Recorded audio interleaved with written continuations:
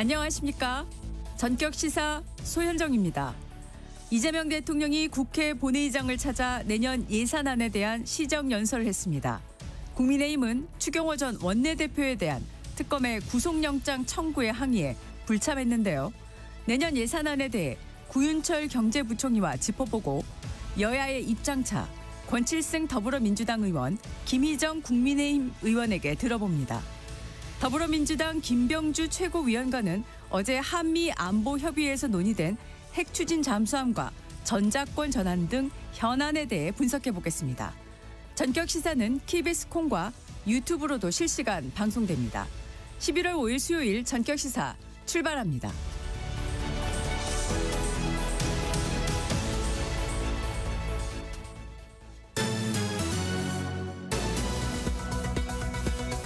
네, 뉴스브리핑 시작합니다. 한국경제신문 최영찬 기자 어서 오세요. 안녕하십니까.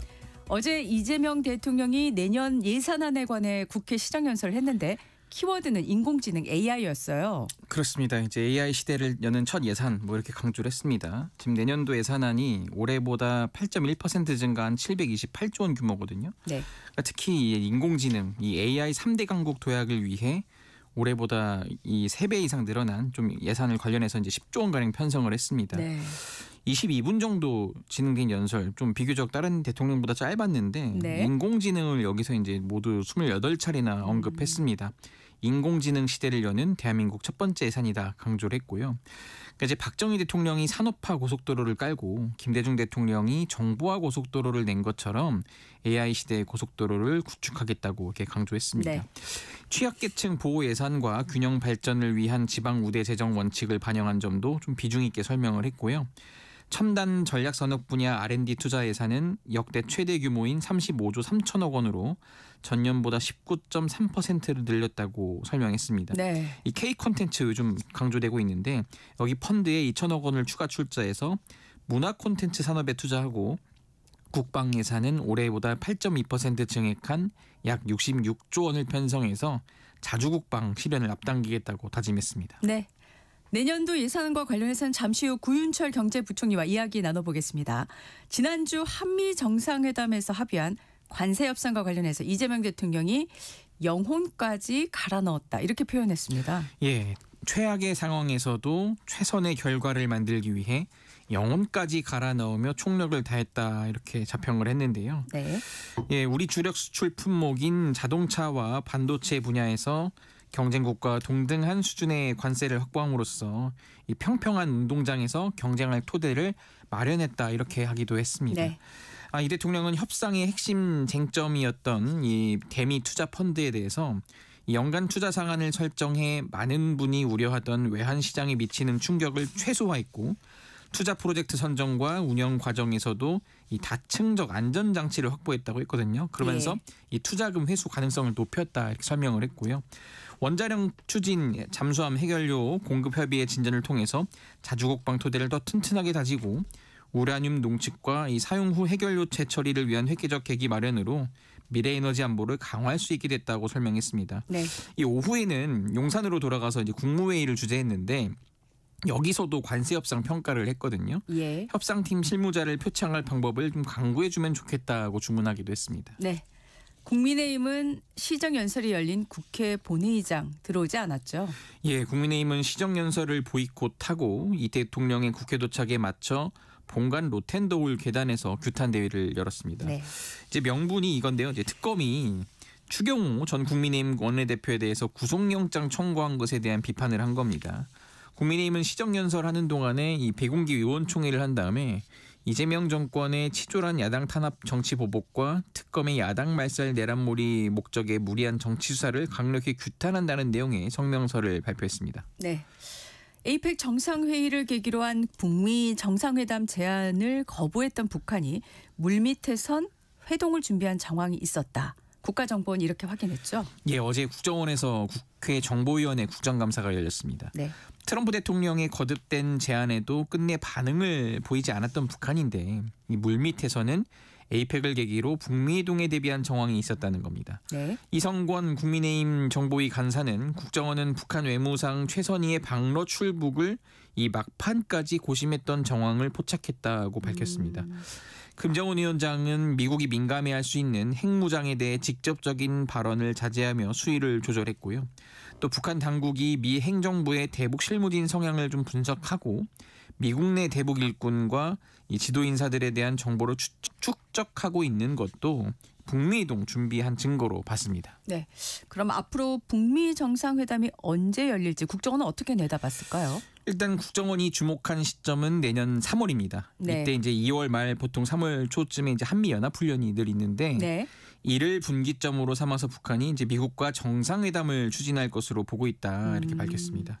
김정은 국무위원장이 미국과 이 대화 의지를 갖고 있어서 또 이런 향후 조건이 갖춰지면은 미국과의 접촉에 나설 것으로 판단한다고 했습니다. 네. 김정은 국무위원장이 또 공식화한 이 두국가론 이것에 대해서도 지금 북한이 헌법에 반영하는 후속 움직임이 있다 이런 보고도 있었는데요. 네네. 국정원은 내년 2월 정도에 9차 당대회를 열고 열병식을 열려는 움직임이 포착됐고 당대회 이후엔 최고인민회의가 이제 열릴 건데 김정은 위원장이 주장한 두국가론을 이때 북한 헌법에 반영할 가능성이 높다고 분석했습니다. 지금까지 거론된 시점을 정리하면 2월 정도에는 북한이 9차 당대회를 하고 2월 말에서 3월 초에는 한미연합훈련이 있고 그다음에 미중 정상회담이 4월에 있고 네네. 그 사이 정도의 북미 정상회담 가능성 이렇게 봤다고 네, 봐야 국정원은 그렇게 높게 보고 있습니다. 네. 국회의원들이 보유한 주택 5채 가운데 한 채가 서울 강남 지역에 있다는 분석이 나왔습니다. 예, 경실련이 이제 분석한 건데 22대 국회의원이 299명 이렇게 좀 분석을 했습니다. 본인 또는 배우자 명의로 보유했다고 신고한 부동산 전수조사한 건데 이 299채 가운데 61채가 강남 4구에 집중된 것으로 나타났습니다. 네. 5채 가운데 1개꼴이고요. 정당별로는 민주당 20명, 국민의힘 36명, 개혁신당과 조국혁신당이 각각 1명이고요. 강남 4구에 이 주택을 보유하고 있었습니다. 네. 이 가운데 16명은 해당 주택에 거주하지 않고 전세로 임대한 것으로 나타났습니다. 경실련은 이 세입자를 낀 투자 방식 이른바 갭 투자로 볼 소지가 높다고 지적했습니다. 네. 주택 말고도 상가나 오피스텔 같은 비주택 건물을 소유한 의원들도 상당수 있었네요. 그렇습니다. 비주택 건물을 소유한 의원은 72명 총 150채에 달했고요. 이 가운데 42%가 서울에 집중됐습니다. 민주당 박정 의원이 보유했다고 신고한 서울 상암동의 한 빌딩은 공시가가 무려 이제 378억 원에 달했습니다. 네. 국민의힘 박덕흠 의원이 보유한 서울 강남 삼성동 아파트는 공시가가 56억 7,200만 원이었고요. 경실련 관계자는 이제 공직자가 고가 다주택을 보유한 채로 집값 안정이나 투기 억제를 주장하면 진정성과 실효성이 좀 떨어질 수밖에 없다고 지적했는데 이 때문에 이제 1급 이상 고위공직자는 실사용 목적의 1주택 외 토지 건물 보유 및 매매를 원칙적으로 금지해야 한다 이렇게 주장했습니다. 네. 자, KT가 해킹 피해 후속 대책으로 전 가입자에 대해서 유심 무상 교체를 진행하기로 발표했죠. 예, KT가 이제 그동안 불법 초소형 기지국, 이제 펨토셀이라고 하죠. 이 접속 기록이 확인된 가입자 22,000여 명에 대해서만 유심 무상 교체를 진행해 왔는데요. 근데 국정감사 기간에 보안 우려 지적 계속 잇따랐습니다. 네. 이 때문에 어제 열린 이사회에서 유심 무상 교체 대상을 전체 가입자로 확대하기로 결정했습니다. KT 가입자들은 지역별로 순차적으로 대리점에서 유심 교체를 받을 수 있는데 오늘부터 광명과 금천 등 해킹 피해가 집중된 지역에서 유선 교체가 시작되고요. 이후에 수도권과 강원, 전국으로 확대됩니다. 대리점 방문이 어려운 고객은 오는 11일부터 택배 배송을 통한 셀프 개통도 가능합니다. 네. KT 김영섭 대표 이번 사태에 대한 책임을 지고 대표직 연임을 포기하겠다는 의사도 어제 밝혔습니다. 네. 4월 해킹 사태로 2,300만 명의 가입자 개인정보가 유출된 SK텔레콤에 대한 배상 공고도 어제 나왔네요. 예, 개인정보보호위원회 산하 분쟁조정위원회가 내린 결정인데요. 이 가입 고객 3,998명이 SK텔레콤을 상대로 제기한 분쟁 조정 신청 사건과 관련해서입니다. SK텔레콤이 신청인들이 입은 정신적 피해를 고려해 1인당 30만 원씩 배상하라는 조정안을 의결했습니다. 하지만 강제력이 없습니다. 이 때문에 SK텔레콤이 수용할지는 좀 미지수인데요. 앞서 SK텔레콤은 방송통신위원회 분쟁조정위가 예약금 면제 기한을 연말까지 연장하라는 권고를 수용하지 않은 바 있습니다. 네. 자, 캄보디아를 거점으로 한 사기 조직에 대한 수사 결과가 잇따라 나오고 있는데 이번엔 캄보디아 범죄단지에서 이른바 한국팀을 운영하면서 온라인 사기를 벌인 50대 총책과 조직원들이 경찰에 붙잡혔네요. 예, 서울경찰청은 이 캄보디아 거점 피싱 조직 총책 A씨 등 129명을 검거해서 이 중에 19명을 구속했다고 밝혔습니다. 이들은 지난해 1월부터 11월까지 SNS에서 투자 전문가를 사칭하며 알려주는 대로 투자하면 고수익을 올릴 수 있다고 속여서 220명에게 422억 원 상당을 떼어낸 혐의를 받고 있습니다. 경찰은 압수한 현금 등 범죄 수익금 7억 8,892만 원에 대해서 법원으로부터 기소 전 추징 보전 결정을 받았습니다. 캄보디아에 남아있는 조직원 15명에게는 인터폴 적색 수배령을 발령했습니다. 네, 오늘 여기까지 듣겠습니다. 뉴스브리핑 한국경제신문 최형창 기자였습니다. 고맙습니다. 감사합니다. 전격시사 듣고 계신 지금 시각은 7시 16분입니다. 이어서 교통정보 전해드립니다. 이 시각 교통정보입니다. 현재 경부고속도로 부산 방향은 신갈분기점에서 정체고요. 서울 방향은 달래내에서 반포까지 어렵습니다. 서해안고속도로 목포 방향 순산터널에서 속도 떨어지고요. 이후 팔곡터널에서 매송, 다시 매송휴게소에서 비봉 사이 답답합니다. 영동고속도로 강릉 방향은 서창에서 월곶 부근까지 밀리고요. 더 가서는 반월터널 부근에서 부곡까지 9km가량 정체입니다. 경인고속도로 서울 방향 서인천에서 부평 그리고 부천에서 신월나들목 쪽으로 정체가 이어지고요.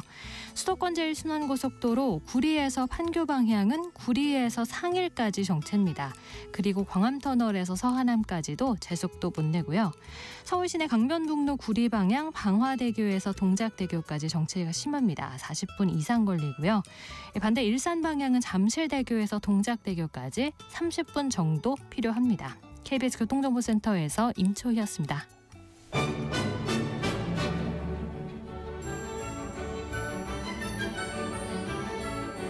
실시간 증시 현황과 전망을 발빠르게 전해드립니다. 이 시각 증시 따라잡기 채슬리 투자자문 조재한 팀장과 함께합니다. 어서 오십시오. 네, 안녕하세요. 오늘 아침 6시에 마감한 미국 증시 주요 지수가 모두 하락하면서 조정을 받았는데 어떤 요인이 가장 크게 작용했을까요? 예, 미국의 3대 지수가 모두 하락세를 보이면서 마감했습니다. 기술주 중심의 나스닥은 2%대, S&P 500은 1%대 하락을 보였습니다. 네. 우리나라에 큰 영향을 주는 필라델피아 반도체 지수는 4.01% 큰 폭으로 빠지면서 6,979포인트를 기록했습니다. 네. 팔란티어가 좋은 실적이 나왔음에도 8%에 가까운 하락세를 보였고요. 빅쇼트로 유명한 마이클 버리가 팔란티어 그리고 엔비디아의 공매도 포지션을 취했다는 소식은 어제 미국 시장의 하락세를 부추겼습니다. 네, 이번 조정 국면에 대해서 기관 투자자들 어떤 대응 전략을 보이고 있을까요? 2025년 하반기 미국 시장에 투자하는 기관 투자자들은 추격 매수 금지 그리고 조정 시 매수 전략을 취하고 있습니다. 뱅크 오브 아메리카는 AI와 소비 모두 과도하게 낙관적으로 평가되었다고 밝혔고요. 웰스파고는 상승장에서는 추격 매수보다는 조정 시 분할 매수를 제안했습니다. 파이퍼 샌들러에서는 6개월간의 강세 이후에 확인된 지지선에서 매수하는 전략이 유효하다고 이야기를 했습니다. 네. 대체적으로 단기적인 리스크는 관리하되 장기적으로 분할 매수하는 것을 제안하는 모습입니다. 네, 이번 조정이 어느 정도까지 이어질까요? 골드만삭스에 따르면 상품 투자 자문사들이 현재 12억 달러 수준의 주식을 매도했고 향후 일주일 내 추가 매도 가능성이 있다고 분석했습니다. 월가에서는 현재 S&P 500이 과매수 상태이며 최소 3% 정도 조정 가능성을 전망하는 시각도 있습니다. 네. 구체적으로는 50일 이동평균선인 6,654선까지는 조정이 이어질 것이라고 분석하는 것도 있었습니다. 퀀트적으로 보면 3년 이상 지속된 강세장은 추가 상승이 있는데요. 중간 조정은 이런 건강한 상승일수록 필수 불가결하다고 봅니다. 네, 최근 미국 시장에선 상승 종목과 하락 종목 간의 차이가 뚜렷해지고 있는데 이러한 흐름은 어떻게 봐야 될까요? 공정과 고평가 사이라는 이야기가 있습니다. 현재의 주가가 기업의 향후 실적이 공정하게 반영된 것인지 아니면 흐름에 맞물려서 고평가된 것인지에 대한 말인데요. 고평가 자체는 늘 있어 왔지만 시장의 투자자들이 더 나은 품질을 선호하며 자금이 이동하고 있다고 봅니다. 더 나은 품질이라는 건 결국 실적과 상관없이 미래의 꿈에 기대어 올라간 종목들로부터 실적이 확인되는 좋은 품질의 종목들로 더 수급이 움직이고 있다는 이야기입니다. 이런 자금의 움직임이 단기적인 불안을 해소하고 장기적으로는 균형 회복의 기회로 볼 수 있습니다. 네. 그럼에도 불구하고 미국 시장의 대형 기술주 중심의 시장 쏠림 현상이 이어지고 있는데 이 현상은 어떻게 보시나요? 예, 맞습니다. S&P 500 지수를 시가총액 가중으로 보면 25% 이상 할인돼서 거래가 되고 있는 상황인데요. 이게 1990년대 말 닷컴 버블 시절의 30% 수준의 격차에 비교될 수준입니다. 네. 이 수치가 의미하는 게 몇몇 대형주가 지수 전체를 떠받치는 불균형 구조가 심화되었다는 이야기입니다. 네. 이런 경우에는 대형주의 하락으로 전체 지수가 흔들리는 효과가 나올 수 있습니다. 이 닷컴과의 차이라면 실제로 매출이 나오고 있다는 부분인데요. 네. 지금은 버블 그리고 혁신의 경계선에서 시장이 줄타기 중인 것으로 결론 낼 수 있습니다. 네. 우리 시장은 어제 100포인트가 빠졌어요. 이런 조정 꽤 오랜만이죠? 예, 거침없이 올라가던 지수가 이렇게 빠진 건 126포인트가 하락했던 지난 8월 1일 이후 3개월 만입니다. 아, 네. 2025년 들어서 코스피 지수가 100% 넘게 하락했던 게 이번에 세 번째입니다. 네. 관세 충격이 있던 4월 7일 그리고 대주주 양도소득세 과세 기준으로 50억에서 10억으로 하향 조정된다는 뉴스가 있었던 8월 1일 네. 그리고 어제였는데요. 최근 100포인트 이상 하락했던 8월 이후 어제까지 지수가 3,119에서 4,121까지 1,002포인트 오르기도 했습니다. 네. 근데 이번에는 외부 충격보다는 외국인들의 차익 실현으로 인한 하락이 주 원인이었습니다. 코스피는 2.37% 하락한 4,121포인트로 마감했습니다. 네. 외국인의 차익 실현이 있었다고 하셨는데 그렇다면 이번에도 개인들이 매수를 한 걸까요? 예, 그렇습니다. 외국인이 현 선물을 4.1조 원 매도 그리고 기관도 5천억가량 매도하고 있었는데 개인이 나홀로 2.7조 원의 순매수로 조정 시 매수 전략을 여전히 유지하고 있습니다. 네. 11월부터 코스닥이 반등세를 보일 것이란 전망이 나옵니다. 실제로 어제 코스닥 시장 흐름 어땠습니까?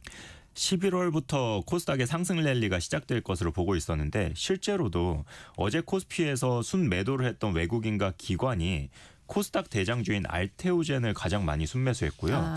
특히 기관은 코스닥 지수 레버리지 ETF를 순매수 2위에 올려두었습니다. 네. 오히려 코스피와 달리 코스닥에서는 개인이 순매도하고 외국인과 기관이 4천억가량 순매수하면서 1.31% 오르면서 끝났습니다. 네. 향후 증시 상승 여력을 판단하기 위해선 유동성, 그러니까 증시 관련 자금 흐름이 중요할 텐데 지금 상황이 어떨까요? 예, 맞습니다. 보통 투자자 예탁금이나 신용잔고를 보면 되는데요. 지금 투자자 예탁금은 사상 최대치로 87조 원 수준을 기록하고 있습니다. 네. 현재 주식 계좌에 넣어둔 자금이지만 주식을 사지 않고 현금으로 보유하고 있는 매수 대기 자금이 역대 최고치란 이야기입니다. 네. 신용잔고의 경우에는 25조 4천억 원으로 연초 대비로는 9조 6천억이 늘긴 했는데 시총 대비 신용잔고 비율은 연초와 비슷한 상황입니다. 네. 우리나라가 엔비디아로부터 GPU 26만 장을 공급받기로 했는데 트럼프 대통령이 이를 번복하는 것 같은 발언을 했어요. 예, 약간의 해프닝으로 볼 수 있는데요.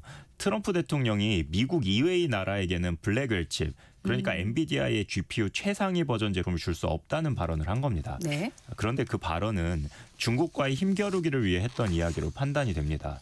왜냐하면 미국 정부는 아랍에미리트에 GPU 수출을 허용했다는 이야기도 동시에 나왔기 때문에 네네. 실제로 우리나라에는 큰 영향이 없을 것으로 봅니다. 다만 시장에서는 차익 실현 욕구를 부르는 단초가 되었을 것으로 봅니다. 네, SK 하이닉스가 투자 경고 종목이 되기도 했네요. 예, 그렇습니다. 시가총액 426조 원의 하이닉스가 투자 주의 종목으로 지정되었습니다. 최근 투자 주의 종목으로 지정되었던 종목들이 그 이후 차익 실현이 나오는 경향이 있었는데 SK 하이닉스도 마찬가지로 매도 심리가 커지면서 하락한 것으로 보고 있습니다. 네. 한중 정상회담 이후에 카카오톡이 중국 현지에서 가상사설망과 VPN 없이 사용이 가능했다는 이야기도 있습니다. 예, 한국 사람이면 누구나 쓰는 카카오톡이지만 그동안 중국에서는 사용하기 어려움이 있었습니다. 네. 2014년 7월부터 중국이 메신저가 테러 정보 유통 수단으로 활용된다면서 카카오톡의 중국 서비스를 차단했었는데요. 이번 한중 정상회담 이후 11년 만에 중국 주요 도시들에서 가상사설망 그러니까 VPN 없이 연결이 되고 있는 모습입니다. 그 박진영 대중문화교류위원회 위원장이 시진핑 주석에게 북경에서 대규모 공연을 하자는 이야기를 한 이후에 한한령 해제에 대한 기대감으로 엔터주들도 좀 움직이고 있는 상황인데요. 네. 이번 메신저 차단 해제 또한 우리 기업들에게는 좋은 소식이 될 것으로 보입니다. 네. 잠시 후에 개장하는 오늘 국내 증시 어떤 흐름이 예상될까요? 아침 6시에 끝난 코스피 야간 선물이 0.69%로 내리면서 끝나서 오늘 코스피는 하락세로 시작할 것으로 보입니다. 네. 어제 한국 시장의 지수가 100포인트 빠지긴 했지만 실제로 시총상위 10종목의 하락이 지수 하락 대부분에 기여를 했습니다. 네. 그리고 코스피와 코스닥의 흐름이 반대로 움직이기 시작한 것 또한 종목 장세가 시작된 것이 아닌가 생각이 됩니다. 오늘도 우리 시장은 대형 반도체주의 조정으로 지수는 하락하는 가운데 다양한 섹터로 수급이 분산되지 않을까 전망합니다. 네. 금값은 조정을 보이고 있는데 관련 ETF로 자금은 몰리고 있네요. 예, 국제 금값은 1.63% 내린 온스당 3,948달러를 기록하고 있습니다. 10월 20일 사상 최고치였던 4,359달러를 기록한 이후 계속 조정을 보이고 있는데요.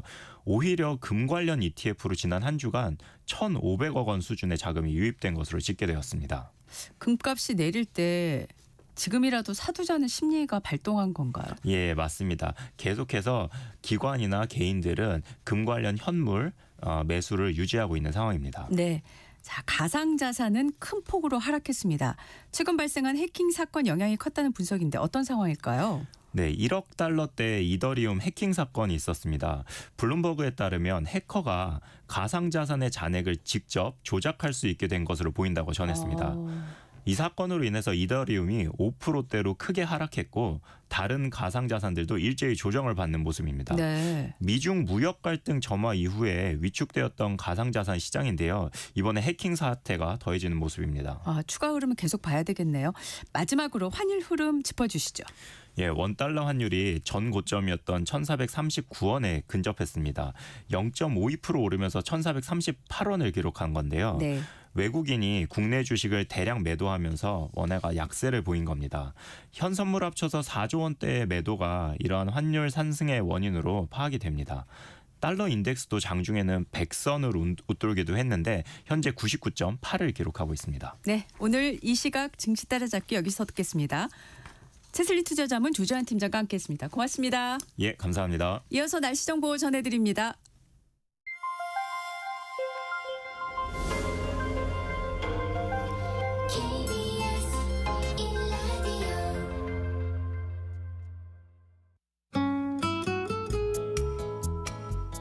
네, 오늘의 날씨 스튜디오에 나와 있는 이설아 기상캐스터와 함께 알아보겠습니다. 최근에 아침은 쌀쌀하고 한낮은 좀 포근하고 네. 계속 이런 상황인데 오늘도 기온 일교차 크게 벌어진다고요? 네, 오늘 아침 중부 내륙과 강원 산지는 기온이 영하로 내려간 곳이 있어 서리가 내리거나 물이 얼기도 했습니다. 그러나 한낮에는 서울이 18도, 강릉과 춘천 17, 청주와 대전 19, 광주, 제주 21, 부산은 22도로 어제보다 1도에서 3도 정도 높아 평년 기온이 웃돌겠습니다. 네. 오늘도 내륙을 중심으로 기온의 일교차가 큰 폭으로 벌어지겠는데요. 특히 강원도 정선과 경북 봉화 등 일부 내륙 지역은 일교차가 무려 20도 가까이나 나겠습니다. 20도 가까운 일교차는 참 적응하기가 힘든데 그렇죠. 이런 가을철에 유독 일교차가 큰 이유가 있을까요? 네, 가을철에는 이동성 고기압의 영향으로 청명한 날씨가 이어집니다.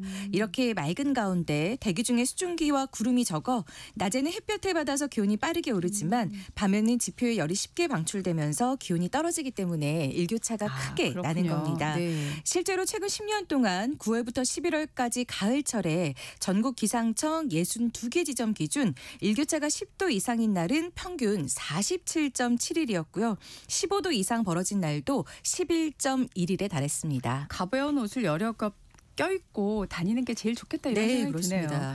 오늘 아침엔 안개가 짙게 낀 곳이 많네요. 네, 가을에 많이 발생하는 복사 안개는 오늘처럼 바람이 없고 일교차가 큰 맑은 날 새벽에 잘 생깁니다. 현재 충청과 남부 내륙 지역은 안개가 자욱하게 껴 충북 음성과 전북 순창 100m, 경북 청도 120m 등 가시거리가 100m 안팎에 불과합니다. 이 광주공항에는 저시청 경보도 내려져 있어 미리 운항 정보를 확인하셔야겠습니다. 네. 아침 안개는 기온이 오르면서 점차 걷히겠습니다. 오늘은 전국이 대체로 맑겠고요. 내일은 맑다가 밤부터 구름이 많아지겠습니다. 이 절기 입동인 모레 금요일에는 강원 영동 지방에 비가 오는 곳이 있겠습니다. 토요일 밤에 전남과 경남을 시작으로 일요일 오전에는 전국에 비가 내리겠습니다. 아, 일요일 오전에 비가 내리는군요. 네. 단풍 관광 계획하신 분들은 날씨 꼭 참고하셔야겠습니다. 네. 오늘의 날씨 이설아 기상캐스터였습니다. 고맙습니다. 네, 고맙습니다. 잠시 후 전격 인터뷰로 이어집니다.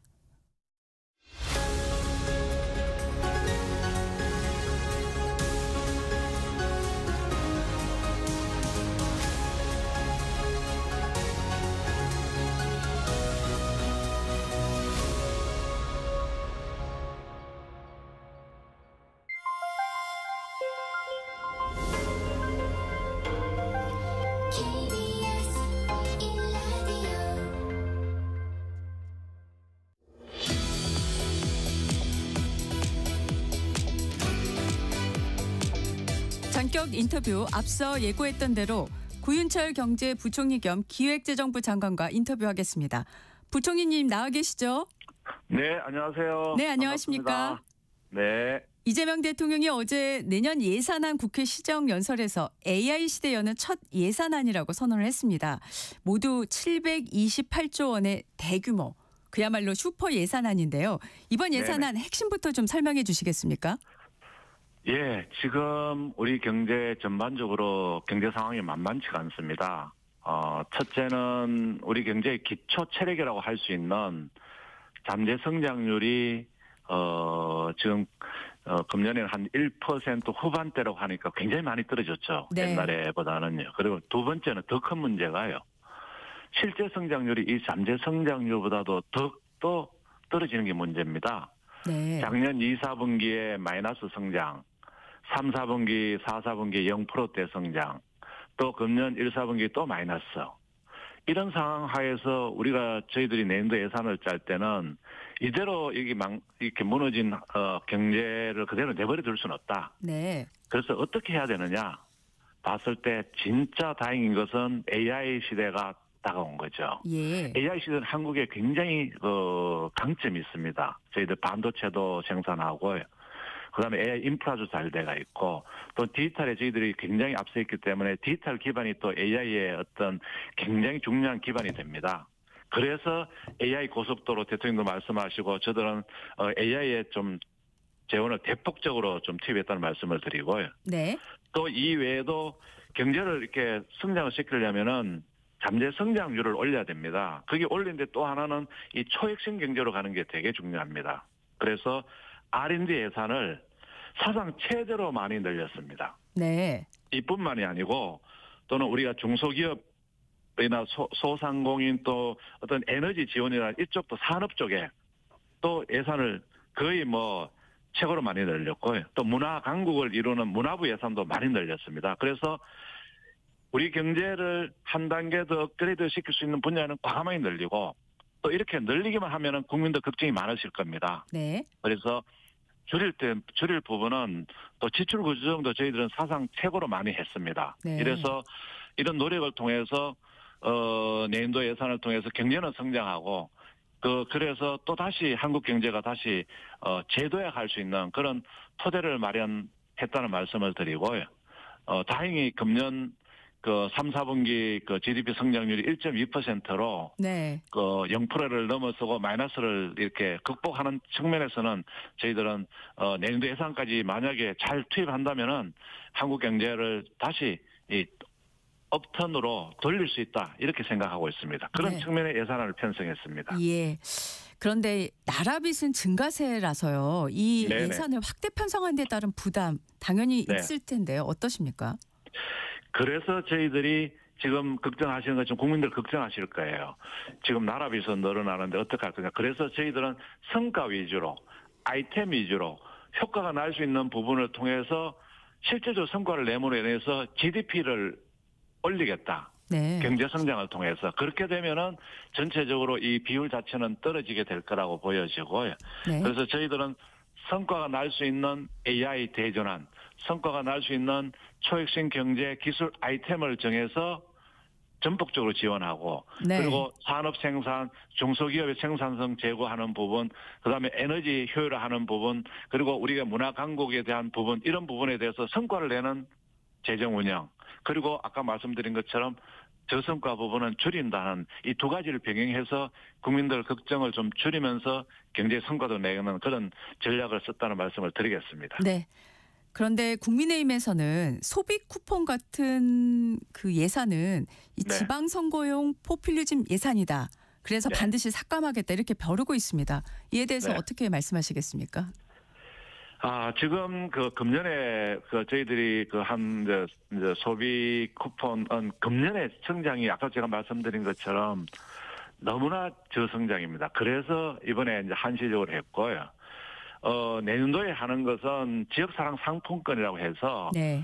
그것은 그동안 해왔던 부분입니다. 해왔던 부분이고 그런 부분은 한 정부가 5% 정도 지원해주고 또 지방자치단체에서 한 5%에서 10% 정도를 좀 싸게 해주면은 네. 그런 부분이 그 지역의 경제를 돌리는 부분입니다. 그래서 금년처럼 이렇게 뭐 소비 쿠폰을 나눠주는 예산은 내년도에 반영되어 있지 않다는 말씀을 드리겠습니다. 네.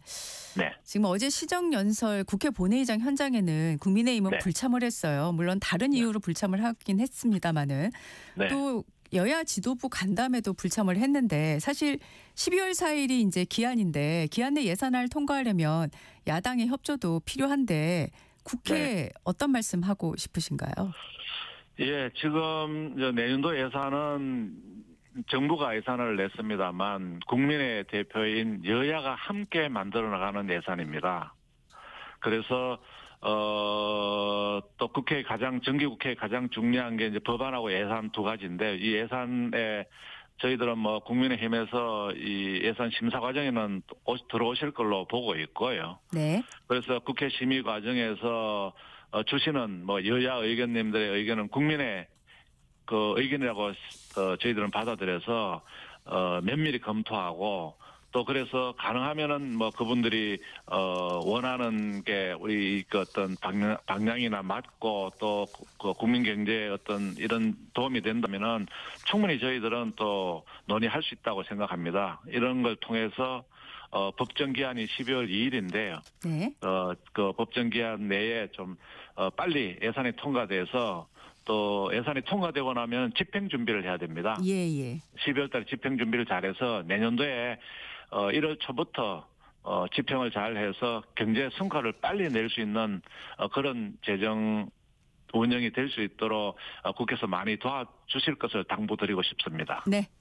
자, 지금부터는 에이펙 네. 정상회의하고 한미 관세 협상 관련한 질문을 좀 드리겠습니다. 네네. 자, 에이펙 정상회의 기간에 한미 관세 협상이 말 그대로 극적으로 타결이 됐습니다.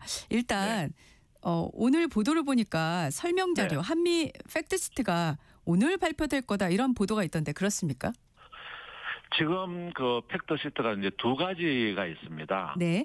하나는 이제 저희들 경제부처가 담당하고 있는 이제 한미 관세 협상 등을 포함한 이제 이 경제 분야 팩트시트가 있고요. 예. 또 하나는 이제 어제 그 국방부 장관하고 미국 또 국방부 장관하고 협의한 것처럼 안보 분야 팩트시트가 있습니다. 네. 그래서 저희들 경제 분야 시트는 거의 이제 마무리가 다 되었고요. 네. 안보 분야 시트만 좀 마무리되면은 아마 같이 이제 이렇게 팩트 시트를 사인하게 될 것 같습니다. 그래서 제가 말씀드린 건 저희들이 하여튼 지금 뭐 빠른 시일 내에 하려고 노력하고 있다는 말씀을 드리고요. 다만 그 시기는 지금 안보 분야가 지금 논의 중에 있기 때문에 네. 제가 뭐라고 말씀드리기는 어렵다는 그런 점을 국민들께 말씀드리겠습니다. 그럼 부총리님 경제 분야, 관세 협상 분야 팩트시트는 거의 다 마무리된 거죠? 네네, 거의 마무리됐습니다. 네. 자, 어제 국무회의에서요. 김정관 산업부 장관이 기재부와 공동으로 2천억 달러 대미현금 투자 관련 양해각서 이행을 위한 기금 조성 법안을 발의하는 방안을 추진하겠다고 이렇게 발언을 했는데요. 네네. 자, 이 말은 대미 투자기금 조성법을 정부 입법으로 진행하겠다는 말인가요?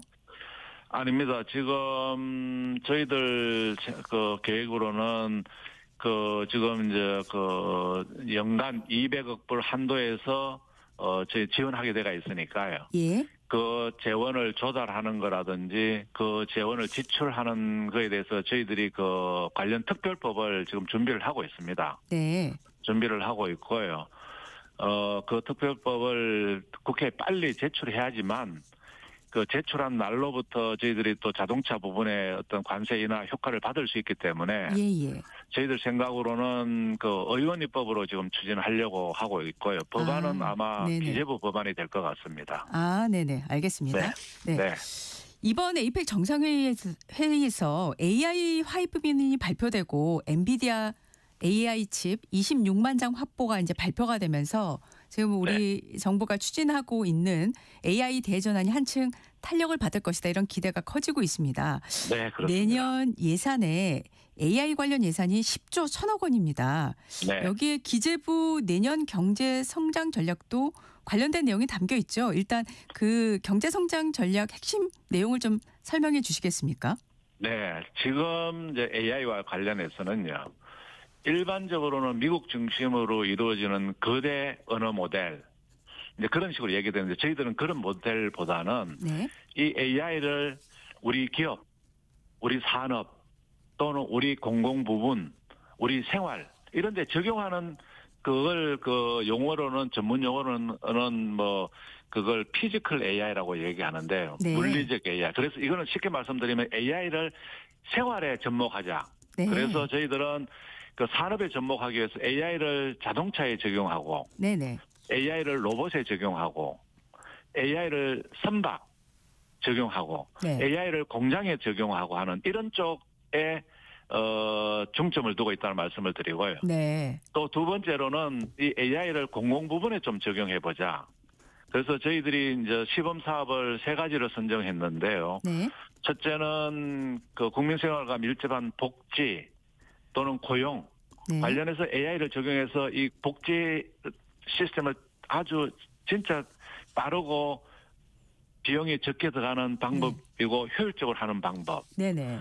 그리고 이 AI를 국세 관리에 적용해서 이 세무 행정을 편안하게 하고 납세 관리도 편안하게 하고 네. 또 국민들이 편안하게 또 세금에 대해서 또 접근할 수 있는 네네. 그런 게 하나요. 또 마지막으로는 이 신작 심사가 굉장히 시간이 오래 걸립니다. 네.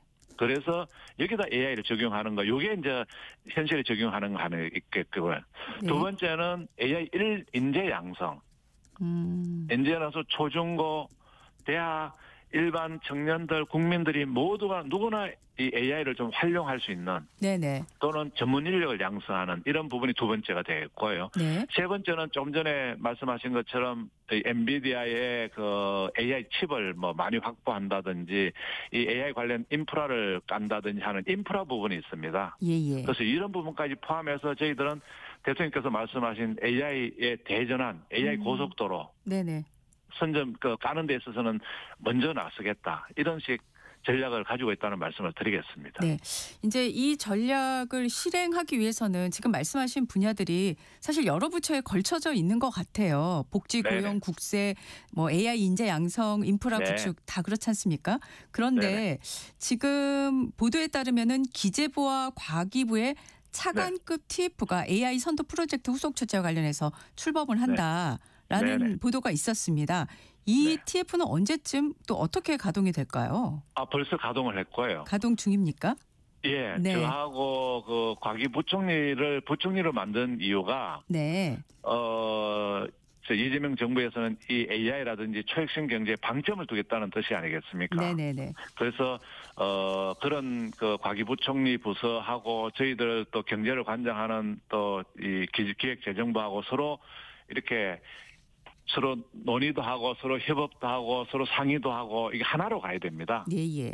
그런 차원에서 그 과기부총리하고 저하고 이렇게 1차적으로 회의를 했고요. 예. 그 후속으로 1차관 또 우리 기재부 1차관 또 과기부 차관 이렇게 2차관 해서 이 한 라인을 개설해서 수시로 논의하고 네네. 그래서 저희들이 또 조정해 줄 분은 조정해 주고 네네. 또 서로 간의 의견을 교환하고 하는 이런 식 착수를 통해 가지고 진짜 AI 고속도로, AI 대전환에 있어서는 반드시 성과를 내겠다는 강력한 그 의지를 저희들은 보여줬다고 생각합니다. 네, 알겠습니다. 자, 네. 이제 한미 관세 협상 평가에 대해서 뭐 당연히 네. 높은 점수 주실 거라는 생각으로 이 지금 경제 불확실성이 다소 완화되는 계기가 됐다라는 말씀을 부총리께서 하신 것으로 보도가 됐는데요. 네. 어떤 분야에서 어느 정도의 불확실성이 확신됐는지 또 아쉬운 대목은 어떤 것이 있을지 좀 설명을 해 주시죠. 예. 한미 관세 협상 관련해서는 저희들은 최선을 다했다고 생각하고 있고요. 네네. 무슨 잘했다 뭐 이런 생각은 전혀 없습니다. 최선을 다했고 다만 뭐 이거보다 더 잘할 수 있는데 더 못했다 하는 아쉬움이 있다는 말씀을 드리고요. 네. 만약에 이게 되지 않았더라면은 지금 자동차 관세가 대미 수출에서 굉장히 높은 비중을 차지하고 있습니다. 예예. 이 관세가 일본이나 EU, 우리의 경쟁 상대국들은 15%로 낮아졌는데요. 예. 우리만 25%에서는 이게 경쟁력이 굉장히 차이가 있습니다. 그래서 저희들이 빨리 법안을 제출한다면 이 관세가 15% 낮아지기 때문에 네네. 이 부분에 그 큰 불확실성이 해소됐다고 보여지고요. 네네. 기타 저희들이 그 미국에 수출하는 뭐 항공 부품이라든지 뭐 의약품이라든지 건축 자재라든지 이런 부분도 지금은 그 불확실성이 높았습니다. 그런 네. 부분에 대해서도 적어도 하여튼 최국 대우라든지 관세가 0%로 된다든지 또는 15%든지 이렇게 낮아집니다. 네네. 그리고 반도체 같은 경우도 대만 같은 수준으로 이렇게 하는 걸로 이렇게 이제 지난번에 얘기가 됐기 때문에 이런 예. 부분에 대해서는 저희들은 이제 성과가 이제 나타난다고 보여지고요. 네. 다만 이제 뭐 우려하시는 부분에 대해서는 이 미국의 투자함으로 인해서 한국 산업의 어떤 투자가 줄어드는 거 아니냐 하는 예. 이런 부분에 대해서는 저희들이 앞으로 정책을 더 촘촘하게 만들어 나가고 또 한국은 R&D 기지라든지 더 높은 부가가치가 날 수 있는 이제 그런 산업으로 전환이 가능합니다. 네. 조선소를 미국에 만들더라도 그것은 지금 선박 건조를 위한 건데 네. 저희들은 아까도 앞에 말씀드린 것처럼 AI 선박을 만드는 이런 R&D 센터를 한국에서 하게 되고 그래서 한국은 또 AI를 적용한 선박을 만들어내는 이런 식 더 고도화된 전략까지 같이 해서 국내외를 한꺼번에 전략을 저희들 마련하겠다는 말씀을 드리겠습니다. 네. 그 관세와 관련해서 지금 좀 아쉽다고 지적이 나오는데 뭐 사실은 철강하고 알루미늄 수입 제품인데요. 관련 네네. 업계에서는 한미 네. 철강 관세 협상 즉각 재개하라는 목소리도 커지고 있습니다. 이 철강 네. 알루미늄은 어떻게 되는 걸까요? 예, 철강 알루미늄은 지금 미국에서는 전 세계적으로 다 모든 나라의 50%를 지금 이제 부과를 하고 있거든요. 예. 그래서 이제 저희들이 뭐 최대한 이 관세를 낮추도록 뭐 노력은 하도록 하겠습니다. 노력은 하겠습니다만 그것도 중요하지만은 또 국내 철강 산업의 경쟁력 제고를 위해서 네. 저희들이 어제 그 산업 경쟁력 관계 장관회의를 열어 가지고 뭐 수소 환원 제철을 해서 이 철강의 제조에 있어서 조강에 있어서 이 경쟁력을 높인다든지 네네. 또는 이 이제 철근 위주의 어떤 이 구조에서 더 부가가치가 높은 네. 탄소강을 한다든지 예. 이런 식으로 부가가치 쪽으로 날 수 있게 저희들이 내년도 예산도 또 많이 지원을 했습니다. 예. 그래서 이런 노력을 통해서 한국의 경쟁력을 높이게 된다면은 똑같은 관세 조건이라면은 우리 제품이 더 수출될 수 있다. 네네. 그렇게 생각하고요. 그리고 미국하고 협상을 통해서 또 이 철강이나 알루미늄에 대한 관세율도 낮추도록 하는 노력도 지속 통한다면은 결국은 한국 철강이나 알루미늄이 좀 경쟁력을 갖지 않을까 이런 그런 생각을 가지고 정책적인 노력을 하겠다는 말씀을 드리겠습니다. 네. 어제 산업 경쟁력 강화 관계장관 회의 하셨지 않습니까? 지금 앞서도 말씀을 하셨는데 근데 네. 지금 그 자율 구조 조정이 석유화학 업계에서 나오고 있지를 않습니다. 그래서 어제 이제 보도에 따르면은 연말까지를 골든타임이라고 말씀을 하셨는데 네. 자, 연말까지 내놓을 가능성은 어느 정도나 된다고 보십니까? 지금 그 대산에 산업단 지금 그 이제 석유화학 단지가 이제 3군데가 있는데요. 예. 저 대산에서는 어제 나왔습니다. 아, 네. 나와서 저희들이 지원할 수 있는 부분을 지금 벌써 관계부처 협의 중에 있고요. 예. 그래서 대산은 빨리 자율 구조조정이 합의가 됐기 때문에 정부 지원이나 또는 금융 지원들을 빨리 해서 지원을 해주려고 하고 있습니다. 네. 지금 남은 데가 그 울산하고요, 여수, 여천 산단입니다. 네. 그래서 이쪽도 저희들이 좀 빨리 자율 협약을 하면은 정부가 금융 지원이라든지 세제 지원이라든지 또는 기타 뭐 필요하다면은 뭐 재정 지원까지도 하겠다. 어제 제가 그렇게 말씀을 드린 겁니다. 네. 그래서 지금 11월, 12월 2달 동안에 좀 빨리 그 자율 협약을 해 주신다면은 정부도 그에 상응하는 각종 지원을 통해서 경쟁력을 가질 수 있는 네. 고부가 가치화할 수 있는 그래서 우리 석유화학계가 다시 주요국들에 비해서 범용 제품이 아니고 네. 고부가치 제품을 생산해서 경쟁력을 가질 수 있도록 구조 전환을 해주겠다. 이렇게 어제 그 회의에서 말씀드린 것입니다. 네. 어제 참 바쁘셨어요. 어제는 또 2억 원 금융위원장과 비공개 간담회를 가지셨는데 네네. 어떤 논의들을 하신 걸까요?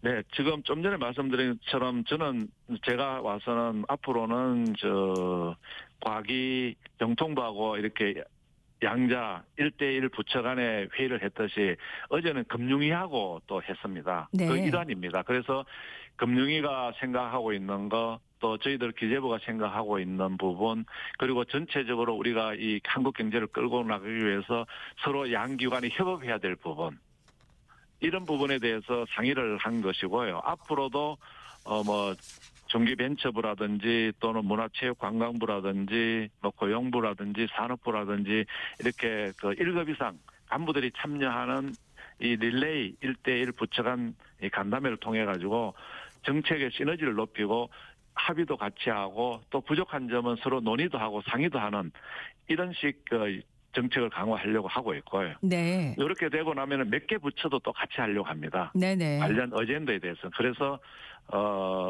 저희들은 서로 간에 하여튼 어떤 소통과 협업 이걸 굉장히 통해서 성과를 내는 그런 경제정책 운영을 하겠다는 걸 국민들께 말씀을 드리겠습니다. 네. 부총리께서 지금 릴레이 간담회를 계속 추진하겠다고 말씀을 하셔서요. 그 네. 조직 개편이 있지 않습니까? 내년 1월부터 네. 재정경제부와 기획예산처로 이제 분리가 되는데 네. 사실 기재부 입장에서 예산 기능은 떼줬는데 금융 기능은 이관받지 못해서 뭐 여기저기서 경제 컨트롤 타워로서 역할 과연 제대로 될까 이런 우려가 나오고 있는 건 뭐 잘 아실 것 같습니다. 이런 네네. 우려를 잠재울 보관으로 릴레이 간담회를 하고 있다 이렇게 보여지기도 하는데 어떻습니까?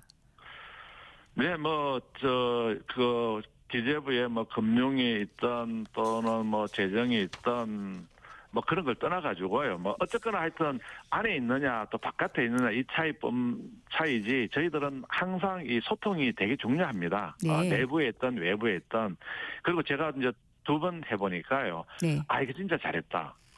그 금융이나 과기정통부도 좋아하는 것 같습니다. 왜냐 그러면 그동안에는 각자 이렇게 좀 얼굴을 아는 사람은 있지만 또 모르는 사람도 있고요. 네. 또 서로 간의 생각이 어떤지를 또 모르다가 서로 이렇게 얘기하다 보니까 그거는 이렇게 하면 좋겠네. 또 그리고 또 이거는 이렇게 요청도 좀 하고 이렇게 하는 부분이라서 네네. 저는 어쨌거나 하여튼 소통하고 서로 협업하는 게 지금같이 이렇게 복잡단안한 그 경제 상황 속에서 어느 한 부처만 해서는 안 됩니다. 항상 여러 부처가 모여야 되고 여기에는 또 민간인이 또 협업을 또 해야 되고 또 정부 각종 전문가가 또 협업을 해야 되기 때문에 네네. 이런 식 그 운영은 뭐 여기에 뭐 재정 기능이 있든 금융이 들어오든 상관없이 네. 활발하게 이렇게 넓혀 나가려고 하고 있습니다. 예, 알겠습니다. 네. 자, 이 대통령이 그제 3일이죠. 국가자산 매각 전면 금지 지시를 내리고 공개를 했습니다. 국감에서도 여당 쪽에서 국유재산 헐값 매각 의혹이 집중적으로 제기됐는데요. 일단 네. 실태가 어떤지 그리고 후속 조치 어떤 거를 계획하고 계신지 좀 말씀 부탁드립니다. 예, 지금 대통령님 말씀하신 그 국가자산은 사실은 그 국민이 낸 세금으로 소중한 세금으로 이루어진 이 자산입니다. 네. 그런데 언론이나 또는 국감에서 이걸 싼 값에 자꾸 매각한다고 이렇게 우려가 많으니까 대통령께서도 그동안 에이펙 하시느라고 뭐 정신없이 보내시고 거기 끝나자마자 이거 이대로 내버려둬서는 안 되겠다. 그래서 이 국민의 세금으로 이루어진 이 소중한 이 국가 자산을 이렇게 뭐 언론이나 또는 국회 지정하는 헐값으로 팔린다면 이거는 진짜 문제가 있다는 인식을 하고 계신 것 같고요. 네. 그래서 일단은 그 좀 중단을 하고 이게 좀 분석을 해봐라. 매각하는 사유가 진짜 불가피한 경우가 있는 건지 또는 그 가격이 너무 싼 거는 없는 건지 하는 그런 말씀이라서 저희들은 지금 전체적으로 조사를 좀 하고 있습니다. 네. 조사를 해서 네, 네. 그 어떤 문제점이 없고 또 가야 될 부분은 또 가고 또 문제가 있는 경우는 좀 보완하고 이런 작업을 하면서 또 그 저희들 제도 개선도 좀 하려고 합니다. 그래서 네. 헐값 매각을 방지하기 위해서는 어떤 가이드라인을 줘야 될지 개별 건건히 뭐 저희들은 얘기는 할 수 없고요. 네네. 그래서 가이드라인도 제시하고 해서 제도 개선까지 해서 알겠습니다. 그렇게 보완을 하도록 하겠습니다. 네, 고맙습니다. 지금까지 네. 고윤철 경제부총리 겸 기재부 장관이었습니다. 정객시다 잠시 후 당당 토론으로 돌아옵니다.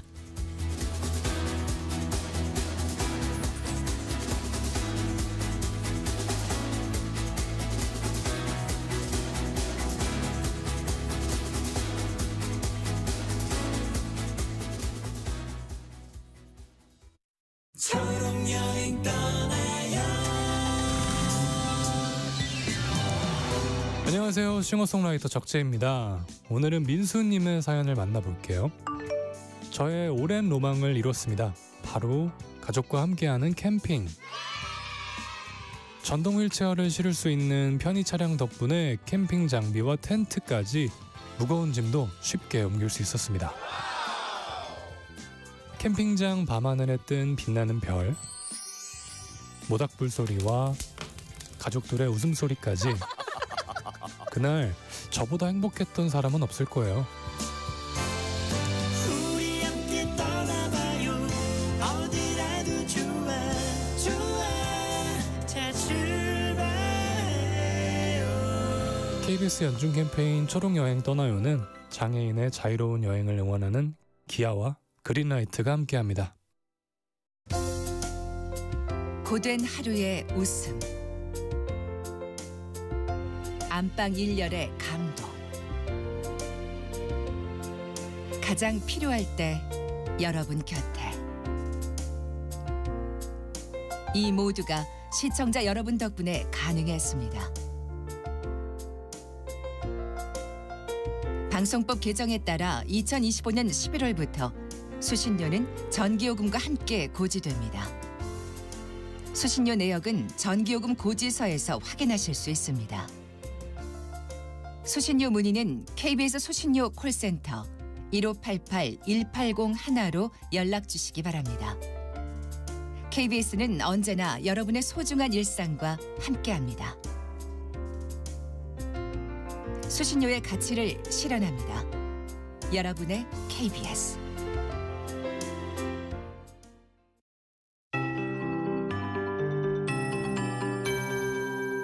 KBS 58분 날씨.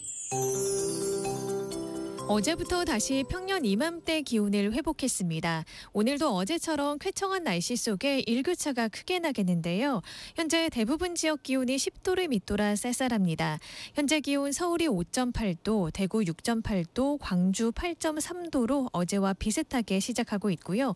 한낮에는 기온이 아침보다 15도 안팎으로 크게 올라서 공기가 온화해지겠습니다. 낮 기온 서울 18도, 대전과 대구 19도, 전주 20도, 부산은 22도까지 오르며 어제와 비슷하거나 조금 더 높겠습니다. 기온 변화가 심한 만큼 옷차림에 더욱 신경 쓰셔야겠고요. 독감이나 감기 걸리지 않도록 건강관리 잘 하시기 바랍니다. 지금 충청 내륙과 남부 내륙을 중심으로 가시거리 200m 미만의 짙은 안개 낀 곳이 있습니다. 오전까지 그 밖에 내륙에도 안개가 짙게 끼는 곳이 있겠습니다. 교통안전에 유의하셔야겠습니다.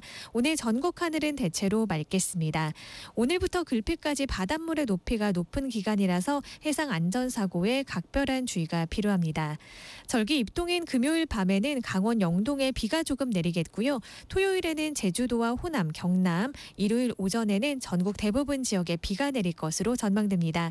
이번 주 주말까지 평년 이맘때보다 온화한 날씨가 이어지겠습니다. 현재 서울의 기온은 5.8도입니다. 조하늘입니다.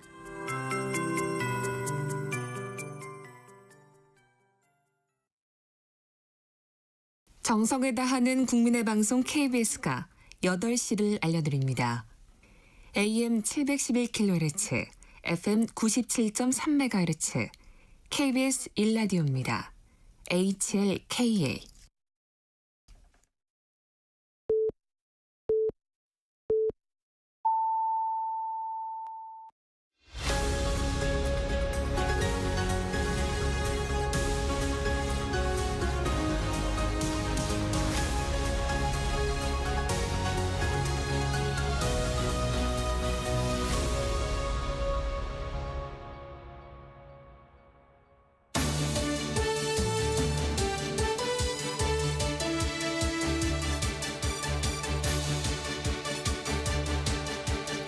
한 주의 한가운데서 여당, 야당 입장을 당당하게 토론하는 당당토론. 권칠승 더불어민주당 의원, 김희정 국민의힘 의원과 함께합니다. 어서 오십시오. 네, 반갑습니다. 네, 반갑습니다. 오늘 두 분이 하실 말씀이 많을 거라는 생각으로 말을 떼겠습니다. 네. 이재명 대통령이 새 정부 첫 새해 예산안 설명을 하는 시정연설을 했습니다. 728조 원 규모고요. 이 대통령이 AI 투자 필요성을 계속 강조했습니다. 28차례 AI를 그렇죠. 발언하신 걸로 이렇게 보도가 나왔는데요. 자, 먼저 내년 예산에 대한 평가부터 해보겠습니다. 권 의원님 먼저 하실까요? 지금 대한민국은 이제 두 가지 이제 전환 혹은 계기가 필요하다고 봅니다. 하나는 이제 내수를 살려서 이제 민생을 회복하는 것. 네. 그리고 또 하나는 이제 AI 산업의 경쟁력, 국제적 경쟁력을 확보하는 거. 이제 이 두 개가 큰 당면 과제라고 보고요. 거기에 맞춰서 첫째 이제 침체 국면을 이제 조기 탈출하기 위해서 적극적인 재정 기조 이걸 이번에 명백하게 했습니다. 윤석열 정권에서는 이 재정 건전성이라고 하는 것을 강조하면서도 이제 재정 건전성을 강조하면서 민생이 상당히 어려워졌는데, 그런데 정작 세수 결손을 또 그대로 또 일으켰단 말입니다. 그래서 이 두 가지 토끼를 다 놓친 그런 꼴이었는데 그런 모습과는 좀 대비가 된다고 볼 수 있고요. 그다음에 두 번째로 정부가 이제 미래 먹거리 차원에서 특히 이제 AI 3대 강국으로 이제 대전환해야 된다. 그래서 10조 1000억이라고 하는 사실 엄청난 금액의 AI 예산을 편성을 했습니다. 그래서 이제 어제 시정연설 중에 조금 상징적으로 볼 수 있는 게 박정희 대통령은 산업화의 고속도로를 깔고 김대중 대통령은 정보화의 고속도로를 냈고 이제는 AI 시대의 고속도로를 구축해서 도약과 성장을 해나가야 된다. 이 말에 이제 이번 내년도 예산안에 여러 가지 그 압축적인 내용이 좀 들어있다 이렇게 보여집니다. 네. 김 의원님 어떻게 보십니까? 네, 저는 AI 대전환 이런 큰 틀은 찬성합니다. 그런데 전체적으로 그런 번드르르한 말만 했지 이런 예산을 어떻게 마련을 할 것이고 국가 살림을 지속적으로 이끌고 갈 수 있는지에 대한 얘기는 일체 빠졌습니다. 누구나 다 좋은 얘기는 번드르르하게 할 수 있지만 국가 살림을 책임진 사람은 구체적으로 소위 집에서도 가게에 들어오고 나가는 거를 정확하게 알고 해야 되지. 벌이는 얼마 안 되면서 야 뭐 얘기해 뭐 다 보내줄게 해외여행도 다 보내주고 뭐 차도 큰 거 사고 집도 큰 거 사고 이렇게 큰 소리만 치는 거 하고 실제로 내년도 벌이가 얼마고 어떻게 쓰고 이렇게 하는 사람은 다르지 않습니까? 네, 적자 국채 발행 규모 110조 원입니다. 역대 최대 적자 예산을 잡았습니다. 말 그대로 빚잔치를 하겠다라는 거죠.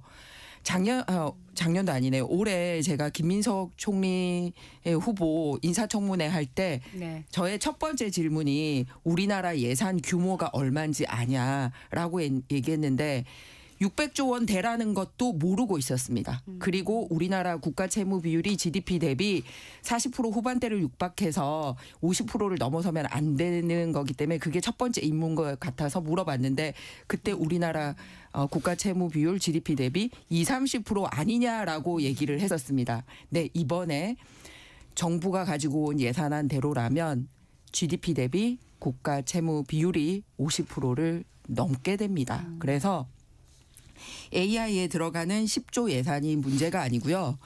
그거의 포장지를 두르고 사실은 그냥 국민의 혈세를 정권의 정치 자금으로 뿌리는 그런 예산을 숨겨놓고서 이런 식으로 빚잔치를 할 거기 때문에 상당히 문제가 된다. 그래서 미래 세대에 완전히 그 짐을 넘기는 그런 예산이다라는 말씀을 드립니다. 구체적으로 적자성 채무가 2029조 원이더라고요. 네. 그런데 아까 말씀드렸듯이 이제 110조 이 채권 발행하고 뭐 이런 식으로 하면 국민 1인당 2,060만 원. 그러니까 내년에 태어나는 애는 그냥 태어날 때부터 2,060만 원 그냥 그러니까 지고 태어나는 겁니다. 이런 식으로 되기 때문에 상당히 문제가 있다. 그래서 겉으로는 AI를 내세우고 있지만 실제로는 소비 쿠폰, 지역 화폐, 농촌 기술, 농촌 기본소득 등 해서 그냥 내년 지방선거 생각한 이제 뿌리기 있고 재정 건전성 어떻게 동구해 오겠다는 얘기는 일체 빠져 있기 때문에 상당히 문제가 된다. 제가 권 의원님께 좀 반론하실 시간 드리고 다음으로 넘어가겠습니다. 너무 자세한 이야기 하면 이게 네. 뭐 듣는 분들도 재미가 없을 것 같아서 큰 틀만 말씀드릴게요. 네. 그래서 적극적인 재정 기조로 현재 이 침체 국면을 탈피해야 된다라고 네. 하는 그런 그 재정 기조가 있다고 말씀을 드린 것이고요. 네. 그다음에 27조 원 규모의 재정 지출 구조 조정을 했습니다. 이게 역대 최대입니다. 그래서 불효불급한 곳에는 예산을 줄이고 네네. 정말 필요한 곳, 시급한 곳에서는 예산을 늘린다라고 하는 취지로 예산안이 편성되었다는 말씀드립니다. 네. 근데 필요 없는 예산 줄인다고 해놓고선 작년에 본예산 때 대통령실하고 뭐 검찰, 경찰 특수활동비 다 없앴었잖아요. 그런데 대통령 당선되자마자 추경으로 그거 먼저 편성하지 않았습니까? 그러면 그때는 그게 필요 없는 예산이라서 깎고 추경이나 내년도 예산에서는 그게 필요한 예산이고 이런 이중적인 모습들이 그게 이중적인 이 게 예산의 아니죠. 이중적이죠. 아니죠, 그러니까 아니죠. 같은 해에 당신들이 대통령 안 하고 있을 때는 영원으로 만들고 당선되자마자 그거 100% 복귀시키고 같은 해에 표면적인 이야기죠. 네. 그런 아니요. 식으로 하는 게 이중적인 증빙을 겁니다. 하면 증빙하는 부분에 대해서는 예산을 복원시켜 주겠다고 분명히 이야기를 했죠. 네. 예. 그래서 그런데 그게 보십시오. 근원적으로 틀린 이야기죠. 자, 근원적으로 틀리죠. 그러면은 그 예산을 집행하는 사람이 누구냐 하면 대통령실 총무비서관입니다. 그래서 총무비서관 불러내서 국정감사에서 이런 재정과 인사 관련된 얘기 듣겠다고 하니까 역대 모든 총무비서관 다 나왔는데 안 내보내잖아요. 증빙은 커녕 출석조차 거부하고 있는 이중적인 모습을 보이고 있지 않습니까? 그런데 그런 예산들이 곳곳에 숨어 있기 때문에 이렇게 국채 발행 110조, 27조 깎으면 뭐합니까? 빚을 110조나 내는데. 증빙을 내겠다고 했잖아요. 그거 결산할 때 증빙을 내는 거잖아요. 아직 안 나왔습니다. 그거 네. 결산을 안 했으니까 그렇죠. 그거는. 네. 예. 네. 지금 예산 얘기 앞서 모두에서 뜨거울 거라고 얘기했는데 네. 많이 덥습니다. 하여간 국민 세금 아껴야죠. 잘 살아야죠. 아유, 삶이. 그럼요. 물론이죠. 네. 예. 괜히 혈세란 말이 있겠습니까? 네. 어제 근데 이제 시정연설을 국민의힘에서 보이콧을 했습니다. 그리고 장동혁 대표가 굉장히 단어가 강도가 셌어요. 전쟁이다. 이재명 정권을 끌어내리기 위해 모든 힘을 모아야 할 때다. 자, 이건 무슨 뜻일까요, 김 의원님?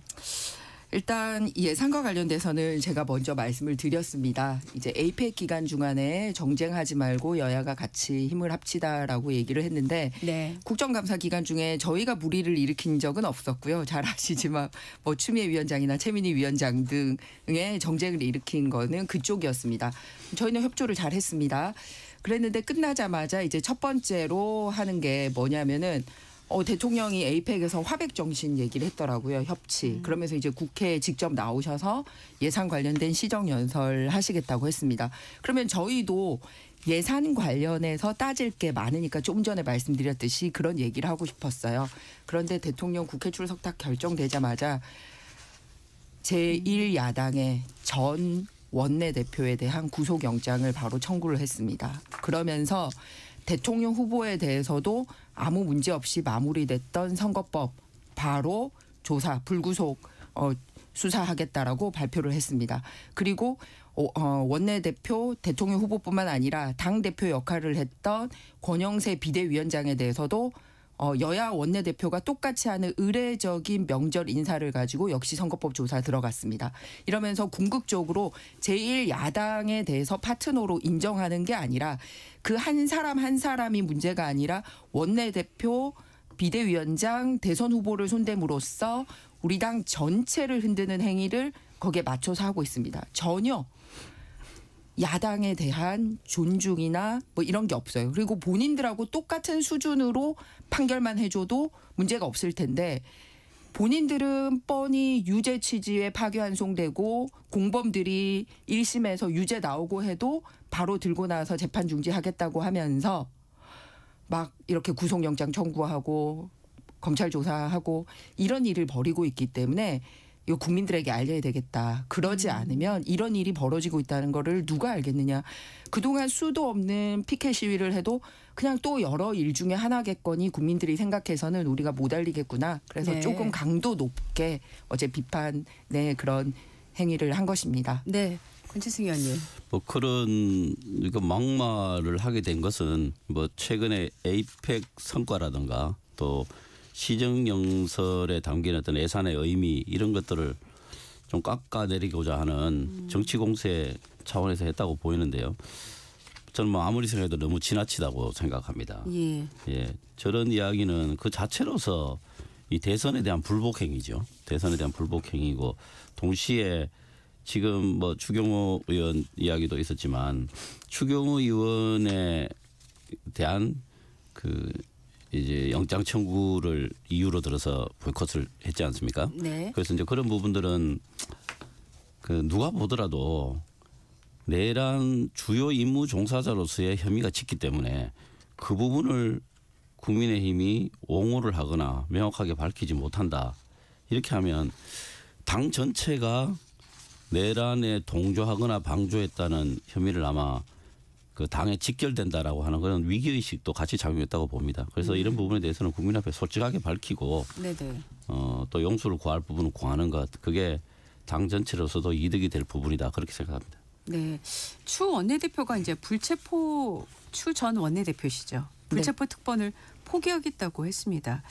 그렇지만 뭐 이런 의사와 관련 없이 어쨌든 현직 국회의원에 대한 체포 동의 절차는 그대로 진행되는 그렇습니다. 게 이거는 헌법적 권한이라 버릴 네. 수가 없습니다. 앞으로 이게 진행이 어떻게 될 거로 보십니까? 일단 국민의힘은 네네. 22대 국회 들어오면서 네. 국회의원들의 불체포 특권 내려놓겠다고 네네. 선언을 했습니다. 예. 근데 민주당의 경우는 이재명 대표 시절에 당개혁 1호가 불체포 특권 등 특권 폐기였는데 그거를 1호 개혁안으로 내세우고서도 본인들이 지키지 않은 당입니다. 저희는 그래서 이거를 지키겠다. 당당하게 어떤 조사든 나가서 받겠다라는 내용입니다. 그런데 어제 검찰이 구속영장 청구한 부분에 있어서는 본인들 스스로가 구속영장 청구안에서의 이 모순적인 부분을 드러내고 있는 게 있습니다. 그래서 얼마만큼 그냥 서둘러서 진짜 마지막 이 발악이라고까지 표현한 의원도 있었어요. 그랬는데 이유가 뭐냐면 추경호 전 원내대표에 대해서 압수수색을 할 때는 직권남용죄로 압수수색을 했습니다. 네. 그런데 아무도 권리를 방해받은 사람이 없는 걸로 조사가 되니까 어제 이 구속영장에는 그 직권 남용을 뺐습니다. 예. 그리고 두 번째는 뭐 이 계엄은 저희는 명백하게 잘못됐다라고 얘기를 하고 있잖아요. 그러면은 이 윤 전 대통령하고 공범이라고 얘기를 하면 역시 영장 청구안에 이 공범에 대한 적시가 있어야 되는데 공범 관계에 대한 적시가 전혀 없습니다. 예. 그리고 다음으로는 그동안은 표결 방해를 지속적으로 얘기를 했었거든요. 그런데 어제 저희가 107명 이름으로 우리 누구도 표결 방해 받지 않았다라고 얘기를 했고 아마 검찰도 그 전부터 그걸 인식하고 있었던 것 같습니다. 그래서 어제는 표결 방해라는 용어를 쓰지 않고요. 표결 장애라는 단어를 쓰더라고요. 네. 본인들이 수사를 하면서 그동안 했던 말을 이 구속영장에 하나도 적시하지 못하는 그런 모순적인 모습을 보이고 있습니다. 그래서 기각될지언정 법원에서 기각될지언정 우리 특검은 이렇게 할 일 해 이런 식으로 하려고 그냥 명분 없이 이렇게 일단 지르고 보는 것 같습니다. 네. 권지승 의원님은 어떻게 말씀하시겠습니까? 저는 국민의힘에서 최근 이 사태에 대해서 이야기하는 시각이나 이런 거 보면 이렇게 보입니다. 이 과거 윤석열 정부에서 이재명 당시 대표를 수사할 때 검찰, 뭐 법무부 그리고 대통령실이 한 몸이 돼서 수사를 했던 그것을 똑같이 하는 것처럼 생각하는 것 같아요.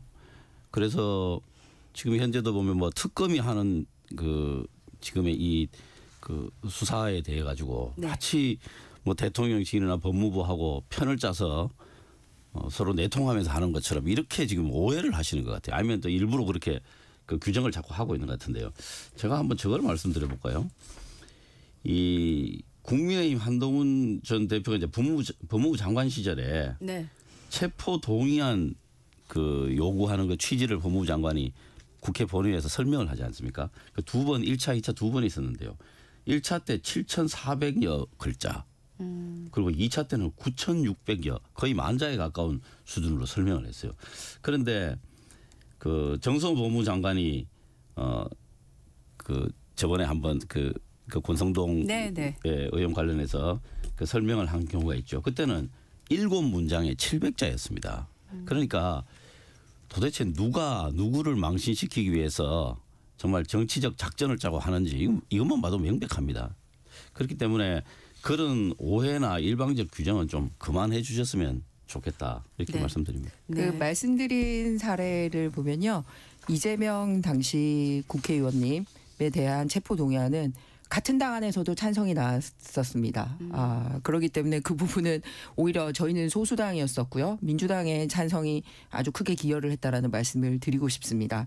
그리고 두 번째는 그다음에 특검과 관련해서는 각 정부가 1호 법안이 굉장히 중요합니다. 그래서 역대 정부가 1호 법안 뭐가 내는지가 이제 그 국정 철학을 담고 있는 거거든요.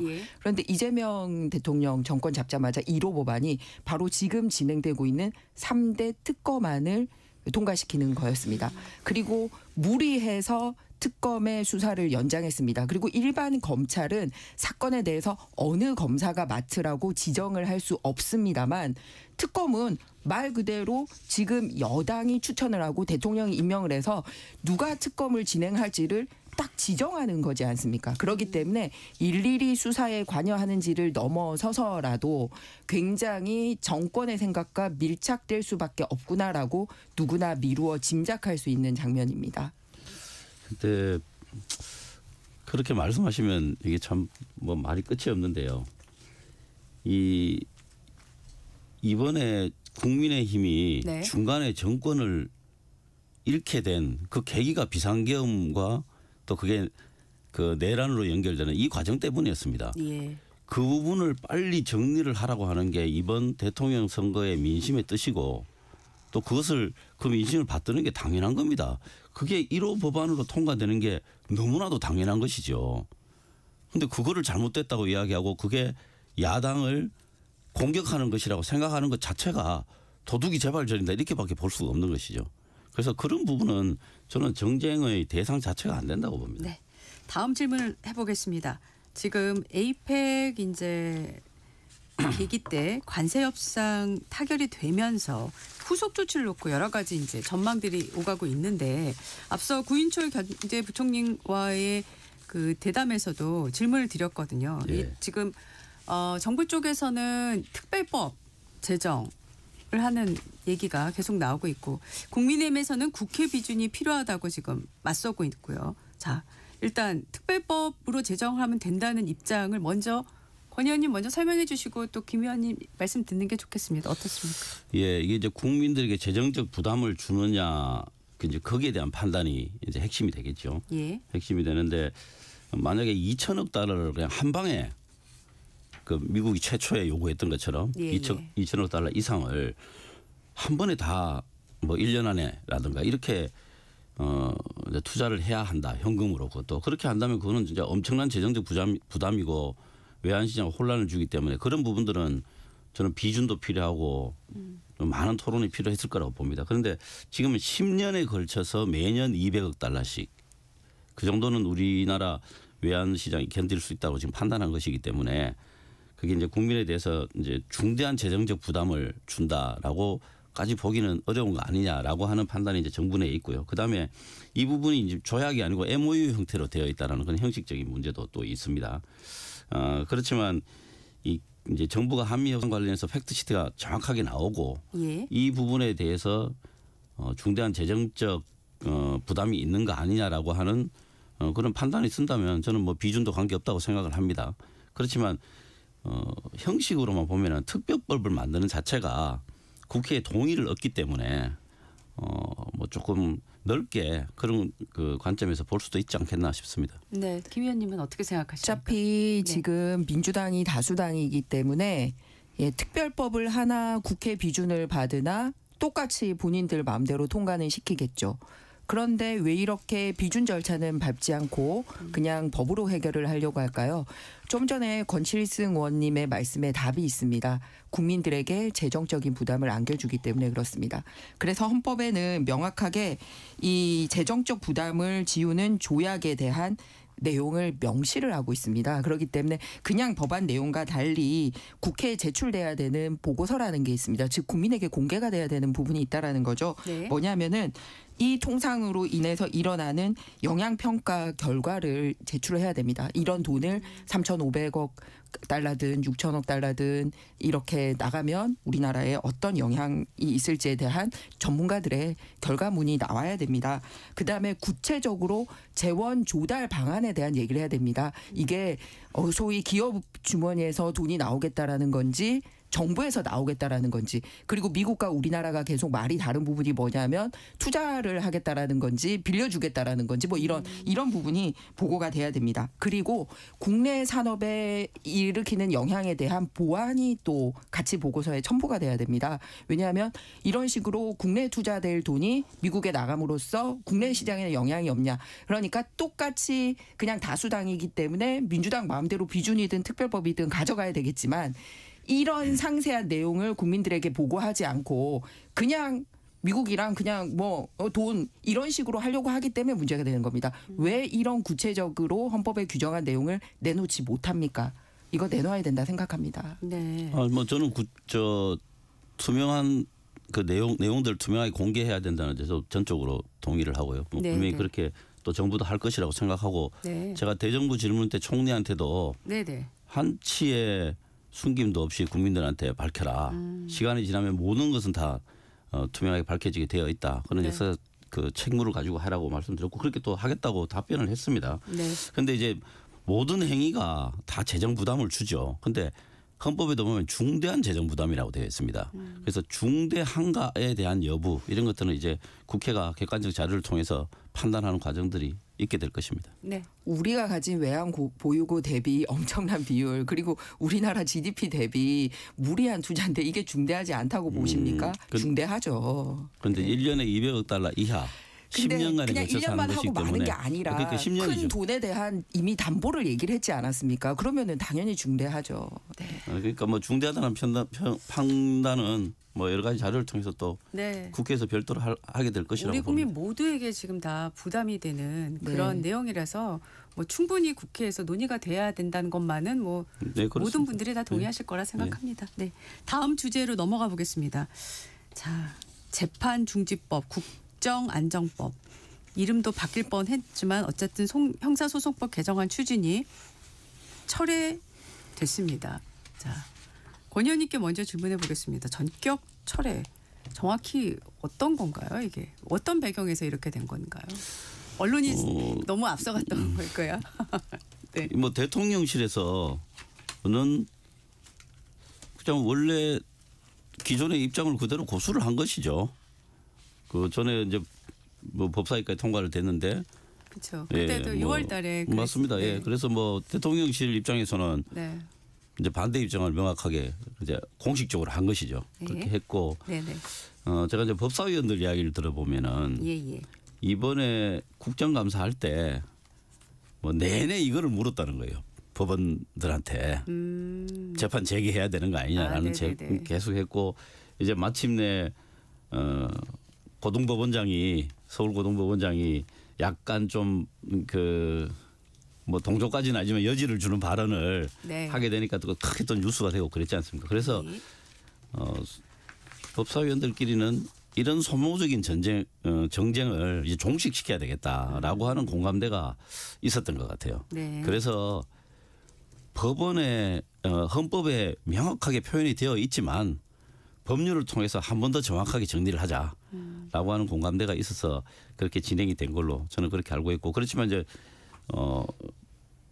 뭐 많은 법률 전문가들도 그렇고 의원들도 기본적으로 그렇고 또 대통령실도 마찬가지죠. 헌법에 명확하게 규정이 되어 있기 때문에 괜히 법률을 만들어서 마치 누구 한 사람을 위해서 법률을 만드는 것처럼 그런 모양새를 만들어서 대통령이 정쟁에 들어오는 것은 바람직하지 않다. 이런 판단에 의해서 뭐 이런 과정이 있었다고 보고 있습니다. 네, 김 의원님 어떻게 보셨습니까? 겉으로는 재판중지법을 뭐 국정안정법이니 헌법소법이니 얘기를 했지만 결국은 그 범죄 피의자 보호법이라는 게 또는 유죄 확신법이라는 게 드러난 거죠. 왜냐하면 법사위 통과되고 다른 방패막이가 있으니까 멈춰뒀었는데 대장동 1심에서 대장동 관련 사건자들 전원 유죄 판결 나니까 뜨거라 한 거죠. 만약에 정말 마음속 깊이 이재명 대통령은 무관하다라고 믿었다면 지금까지 만든 이런 방패막으로도 그냥 어느 정도 시간 벌 수 있을 거라고 생각했는데 못 믿는다는 거 아닙니까? 그래서 누구보다도 여당이 나서서 대통령의 무죄를 못 믿겠다라는 게 확연히 드러나니까 그 부분에 대해서 기분 나쁜 거죠. 나 이거 아니라도 충분히 방패막 만들어뒀는데 당신들이 나 못 믿는다는 거 너무 확 드러낸 거 아니야 이거잖아요. 그래서 저는 대통령실은 이 법에 대해서 명확하게 반대했다라고 생각하지는 않습니다. 일시 정지시켜준 거죠. 네네. 지금 다른 이슈로 스포트라이트를 받아야 되는데 왜 이 얘기해서 대장동 이슈를 더 키우냐라는 거거든요. 그래서 명백하게 재판중지법이 필요 없다라고 판단을 한다면 부결을 시키든지 네. 폐기를 시키든지 철회를 하든지 해야 되죠. 자기가 낸 법에 대해서 타당하지 않으면 철회 절차가 있고요. 네네. 또는 그냥 이미 법사위까지 통과했으니까 부결시키는 방법도 있는데 그러지 않고 있지 않습니까? 그러니까 속내는 그대로 두고 언제든지 꺼내 쓸 수 있긴 하지만 지금은 아니야. 대장동하고 너무 연결돼. 이런 거지 않습니까? 네, 알겠습니다. 시간이 오늘 좀 길게 할 수가 없는 상황이라 이게 마지막 질문이 될 것 같습니다. 지금 김 의원님 말씀 중에 대장동 1심 판결 언급을 좀 하셔서요. 자, 판결문 내용 어떻게 보셨는지 이 해석이 또 양당 간에 완전히 달라서요. 네. 판결문을 꼼꼼하게 보면 해석이 달리 될 여지가 없습니다. 네. 1심 재판부가 이렇게 했어요. 성남시장이 몰랐다. 이 사건에서 처벌받는 사람들의 그 행위들에 대해서 몰랐다라고 하는 게 명백하게 있습니다. 그렇기 때문에 뭐 수뇌부의 판단 이런 이야기를 또 엄청 하더라고요. 수뇌부 당연히 판단을 하죠. 그렇지만 그런 지금 그 처벌받은 사람들 네. 그 재판에서 유죄를 받은 사람들과 민간업자들의 관계들을 그 모르는 상태에서도 당연히 보고를 받고 판단을 하는 것이죠. 그래서 이런 것들을 교묘하게 엮어서 마치 알면서 그런 결정을 했다. 그렇기 때문에 같은 그 범죄의 공범이다. 이런 식으로 주장하는 것은 그건 어불성설입니다. 네. 별도 재판이 필요한 건 사실입니다. 하지만 700여 페이지에 되는 1심 판결문에 390차례나 이재명 대통령이 언급이 되어 있습니다. 즉 이 사건에서 가장 중요한 인물인지는 아주 명백하게 드러나는 부분이죠. 그리고 저는 대통령실이 본인 재판 결과와 상관없이 국민들에게 사과해야 되는 부분은 나왔다고 생각합니다. 뭐냐 하면은 이재명 대통령 재판 중단이 언급이 되어 있습니다. 즉 성남시에 끼친 손해에 대해서는 명백하게 나와 있다라는 거죠. 그래서 이 업자들은 7천억 정도 벌어갔지만 네. 성남시에 끼친 피해는 명백한데 이 부분이 재판 중단으로 인해서 피해 회복이 되고 있지 않다라고 알겠습니다. 명시가 되어 있습니다. 네. 예, 손해는 국민이 봤다라는 게 드러난 부분에 대해서는 당시 성남시장으로서 사과는 있어야 될 것 같습니다. 네, 권칠승 더불어민주당 의원, 김희정 국민의힘 의원과 함께했습니다. 날씨 듣고 돌아오겠습니다. 잠시 후 8시 반부터 일부 지역국에서는 해당 지역 방송을 보내드립니다. 워렌 버핏은 가치 투자, 필립 피셔는 성장주 투자, 피터 린치는 장기 투자. 방법은 달라도 목표는 하나. 성기영의 경제쇼가 성공의 길로 안내합니다. 깊이 있게, 명쾌하게, 지금 이 시대 경제에 관한 모든 것을 알려드립니다. 평일 오후 4시 5분 성기영의 경제쇼와 함께하십시오.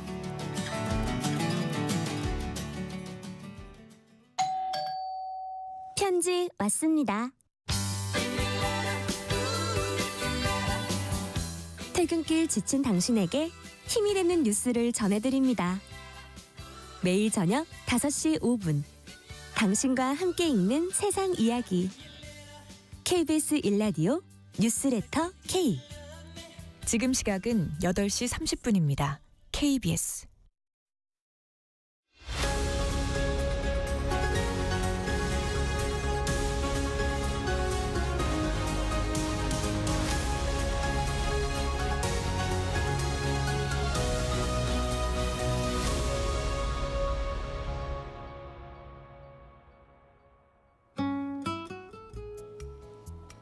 전격 시사 날씨 정보입니다. 오늘도 완연한 늦가을의 정취를 느끼기 좋겠는데요. 큰 일교차에는 유의하셔야겠습니다. 현재 기온 서울이 6.3도, 대전 6.7도, 대구 7.9도로 어제만큼 아침 공기가 쌀쌀합니다. 하지만 한낮에는 이보다 15도 안팎으로 크게 올라서 온화해지겠습니다. 낮 기온 서울 18도, 대전과 대구 19도, 전주 20도, 부산은 22도까지 오르며 어제와 비슷하거나 조금 더 높겠습니다. 옷차림에 유의하셔야겠고요. 주말까지 평년보다 온화한 가을 날씨가 이어지겠습니다. 오전까지 내륙을 중심으로는 안개가 짙게 끼는 곳이 있겠는데요. 현재 충청과 남부 내륙 지역은 안개가 자욱해서 가시거리가 200m 미만으로 좁혀진 곳들이 있습니다. 운행하시는 분들은 추돌사고 나지 않도록 차간거리 넉넉히 두셔야겠습니다. 기온이 올라 안개가 걷히고 나면 전국 하늘이 쾌청하게 드러나겠고요. 종일 맑은 하늘 아래 가을 햇살이 따사롭게 내리쬐겠습니다. 내일도 전국이 대체로 맑겠고 절기 입동인 금요일 밤에는 강원 영동에 비가 조금 내리겠습니다. 토요일에는 제주도와 호남, 경남에, 일요일 오전에는 전국 대부분 지역에 비가 내릴 것으로 전망됩니다. 현재 서울의 기온은 6.3도입니다. 지금까지 날씨 정보의 조하늘이었습니다. 대한민국 중심 채널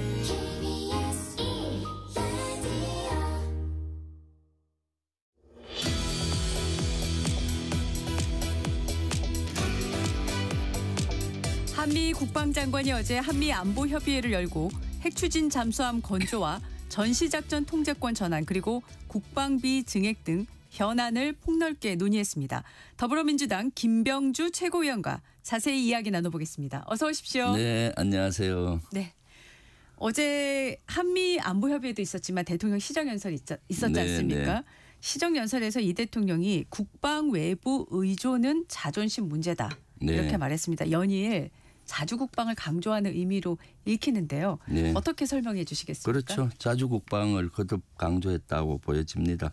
국민의 자긍심과 자부심을 고취시키는 그런 말씀이라고 보고 있고요. 네. 실질적으로 자주국방이 무엇보다도 중요하죠. 우리가 또 자신감을 가질 필요가 있습니다. 세계 재래식 전력은 5위 군사력이고 네. 북한과 비교한다면 북한의 GDP의 1.4배인 국방비를 사용하고 있거든요. 네. 그렇기 때문에 우리가 좀 더 자신감을 가지고 또 이재명 정부에서 국방비를 계속 올리고 있지 않습니까? 예. 그래서 자주국방 길을 가야 된다. 그런 말씀이고요. 실제 그런 것들이 이번 예산으로도 표현이 되고 있습니다. 네. 이번에 8.2% 증가된 66조 이상을 지금 투자하고 있거든요. 예, 예. 네네. 한미 안보 협의회가 이제 열렸습니다. 안구백 장관하고 헤그세스 전쟁부 장관이 만났는데 일단 전반적인 총평을 해주시면 어떻게 말씀하실까요? 아주 이번에 한미 동맹이 먼저 공고함을 다시 한번 천명을 했습니다. 네. 한미 정상회담에 이어서 한미 국방부 장관이 SCM을 통해서 한미 동맹이 어느 때보다도 공고하다. 그리고 첫 행사가 판문점 가서 네. 연합대비태세가 강하다는 걸 메시지를 줬고요. 그래서 우리 국민들께서는 아주 든든함을 느꼈을 겁니다. 그러면서 여러 가지 세부적인 구체적인 토의도 성과가 있었다고 보여집니다. 네. 이번 한미 협상에서 가장 그 평가를 높이 받는 부분이 핵 추진 잠수함 건조입니다. 지금 헤그세스 장관도 미군이 최선을 다해 적극 지원할 것이다 이렇게 강조를 했는데 자 이제 길이 굉장히 길 것 같습니다. 시간도 많이 걸릴 것 같고요. 먼저 좀 질문을 드리자면 원래는 이제 핵 연료 공급을 요청을 했었는데 지금 핵 추진 원자력 추진 잠수함으로까지 지금 연결이 된 거지 않습니까? 그런데 이제 조건이 필리조선소예요. 그래서 이 부분을 놓고 이제 여러 가지 얘기들이 나오고 있습니다. 자, 필리조선소에서 이게 핵추진 잠수함을 건조하는 게 맞습니까? 어떻습니까? 뭐 어디서 건조하든지 간에 일단 제일 중요한 것은 우리가 핵추진 잠수함을 가질 수 있다는 겁니다. 이것은 오랜 수건 사업이었거든요. 네. 노무현 정부 때부터 진보 보수 정부 할 것 없이 미국에 요구를 했던 건데 이번에 이재명 대통령께서 간처를 시켰습니다. 트럼프 대통령을 설득시켰거든요. 사실 지난 윤석열 정권 때는 이게 너무 멀어졌습니다. 왜냐하면 실제 핵 자체 무장론이라든가 윤석열 전 대통령도 우리가 마음만 먹으면은 일정한 시간 내 최대한 빨리 핵무기 만들 수 있다 이런 발언 때문에 민간 국가로 지정하면서 그 길이 멀어졌는데 이재명 대통령께서 실제 그 당시도 대표 시절에 우리 핵무장은 안 된다. 현실적으로 어렵다라고 메시지를 많이 내고 해서 미국의 신뢰가 높아졌고요. 네네. 이번에 트럼프 대통령을 설득시켜서 핵추진 잠수함을 가질 수 있는 길이 열린 거죠. 네. 그런데 이제 이것을 필리조선소에서 하느냐 우리 하느냐 했을 때 트럼프 대통령은 필리조선소에서 하면 좋겠다라고 얘기를 했잖아요. 그리고 필리조선소도 사실은 우리 하나오션의 자회사가 거기서 운영이 되고 있기 때문에 네네. 거기서 만든다 하더라도 우리가 만든다는 개념인데 네네. 구체적인 것은 네. 거기는 아직 그 실제 그런 잠수함 만드는 설비 시설이 없거든요. 네네. 그런 거는 앞으로 시간을 가지고 정부 대 정부 간 또 기업 대 정부 간 이런 협의가 돼야 된다고 보여지는 사항입니다. 네네. 근데 이제 필리조선소가 잠수함 건조 시설이 없다는 보도가 나오고 있고요. 그래서 비용도 그렇고 또 과연 실제로 건조할 수 있는 기술자들이 있느냐 이런 부분도 있고 그러면서 국내에서 건조해야 된다. 이제 이런 의견이 이제 지금 나오고 있지 않습니까? 네네. 어떻게 보십니까? 그것도 이제 지금 초기 단계이기 때문에 예. 한미 간의 협의를 통해서 풀 수 있으리라고 봅니다. 하나 오션 측에 제가 확인했더니 네, 예. 필리조선소에는 그 설비 시설이 없는데 네. 만약 설비 시설을 한다면 한 1년 걸린다 그러더라고요. 그리고 설비 시설을 만들어서 하는 방안으로 가고 사실 이 사업은 한 10년 걸리는 사업입니다. 예. 그런데 하나 오션 측 얘기는 좀 더 땡긴다면은 6, 7년까지는 할 수 있다라는 것이고요. 지금 현재 우리는 잠수함과 소형 원자로 기술은 다 가지고 있습니다. 예. 이제 사실은 핵 추진 연료만 미국으로부터 제공받으면 가능한 사업이거든요. 네, 예. 그렇기 때문에 다른 나라보다는 빨리 진도가 나갈 것이고 중요한 것은 이제 이것을 가질 수 있는 것들이 첫 번째고 네. 그다음 이제 어디서 하느냐는 두 번째라고 보고 있거든요. 예. 그래서 이것은 지금 섣불리 뭐 어디가 좋다 말다보다는 이제 긴밀히 이제 한미 간의 협의가 돼야 되는 사항인데 저는 아주 긍정적으로 보는 것이 트럼프 대통령이 약속했고 어저께 미 그 전쟁부 장관 국방부 장관도 네네. 확언을 했잖아요. 네네네. 그렇기 때문에 아주 속도감 있게 갈 것이다라고 보여집니다. 네네. 자, 안규백 장관이 어제 회견에서 대한민국의 핵무기 개발은 있을 수 없다. 딱 또 잘라 말했는데 이 국내적으로 어떤 메시지를 담고 있다고 봐야 될까요? 그것은 뭐 한반도 비핵화는 줄기차게 우리가 주장해 왔던 거잖아요. 예. 그래서 그것을 원론적으로 재확인했다고 보고요. 네. 아주 적절히 메시지를 냈다고 봅니다. 왜냐하면 핵추진 잠수함이 가고 있을 때 미국 조야에서나 이런 데서 세계에서는 의심을 할 수가 있거든요. 혹시 한국이 핵무기 만드는 거 아니야? 이렇게 생각할 수 있잖아요. 예. 핵추진 잠수함은 그거와 별개인데도 네. 그러면서 이제 그러기 때문에 안규백 장관께서 확실히 비핵화 한반도 비핵화에 대한 의지를 확실히 했다. 그것은 아주 적절한 메시지라고 보고 있습니다. 네. 네. 자, 미국 의회를 말씀 중에 언급을 하셨는데 이게 핵추진 잠수함을 추진하기 위해서는 결국 기존의 한미 원자력 협정 개정이 이제 필요를 네. 하는데 그럼 미국 내 이제 절차가 있지 않습니까? 그리고 필리조선소에서 원자력 추진 잠수함을 만들려면 보도에 따르면 하나오션이 또 방위 산업체로 지정이 돼야 하는 뭐 이런 절차도 있다고 하는데 이 관련 절차 잘 이루어질 수 있을까요? 저는 뭐 그건 큰 문제가 없으리라고 봅니다. 왜냐하면 지금 공화당도 적극적으로 트럼프 정부를 지지하고 같이 가고 있고요. 지금 핵추진 잠수함을 우리가 건조해서 배치하면은 우리 국방력이 엄청 올라가지 않습니까? 네. 우리 국방력이 올라가는 것은 미국 입장에서 봤을 때 부담이 좀 줄어드는 겁니다.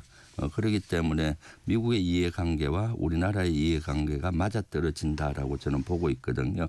그것을 미국 의회 의원들도 잘 알 거라고 봅니다. 네. 예, 그렇기 때문에 저는 이런 것들에 장애물이 있더라도 잘 극복 가능할 것이다. 라고 보고 있고요. 특히 트럼프 대통령의 지금 리더십이 아주 강하잖아요. 그것은 충분히 의회 지도자들을 설득할 수 있을 것 같다라는 생각이 듭니다. 네.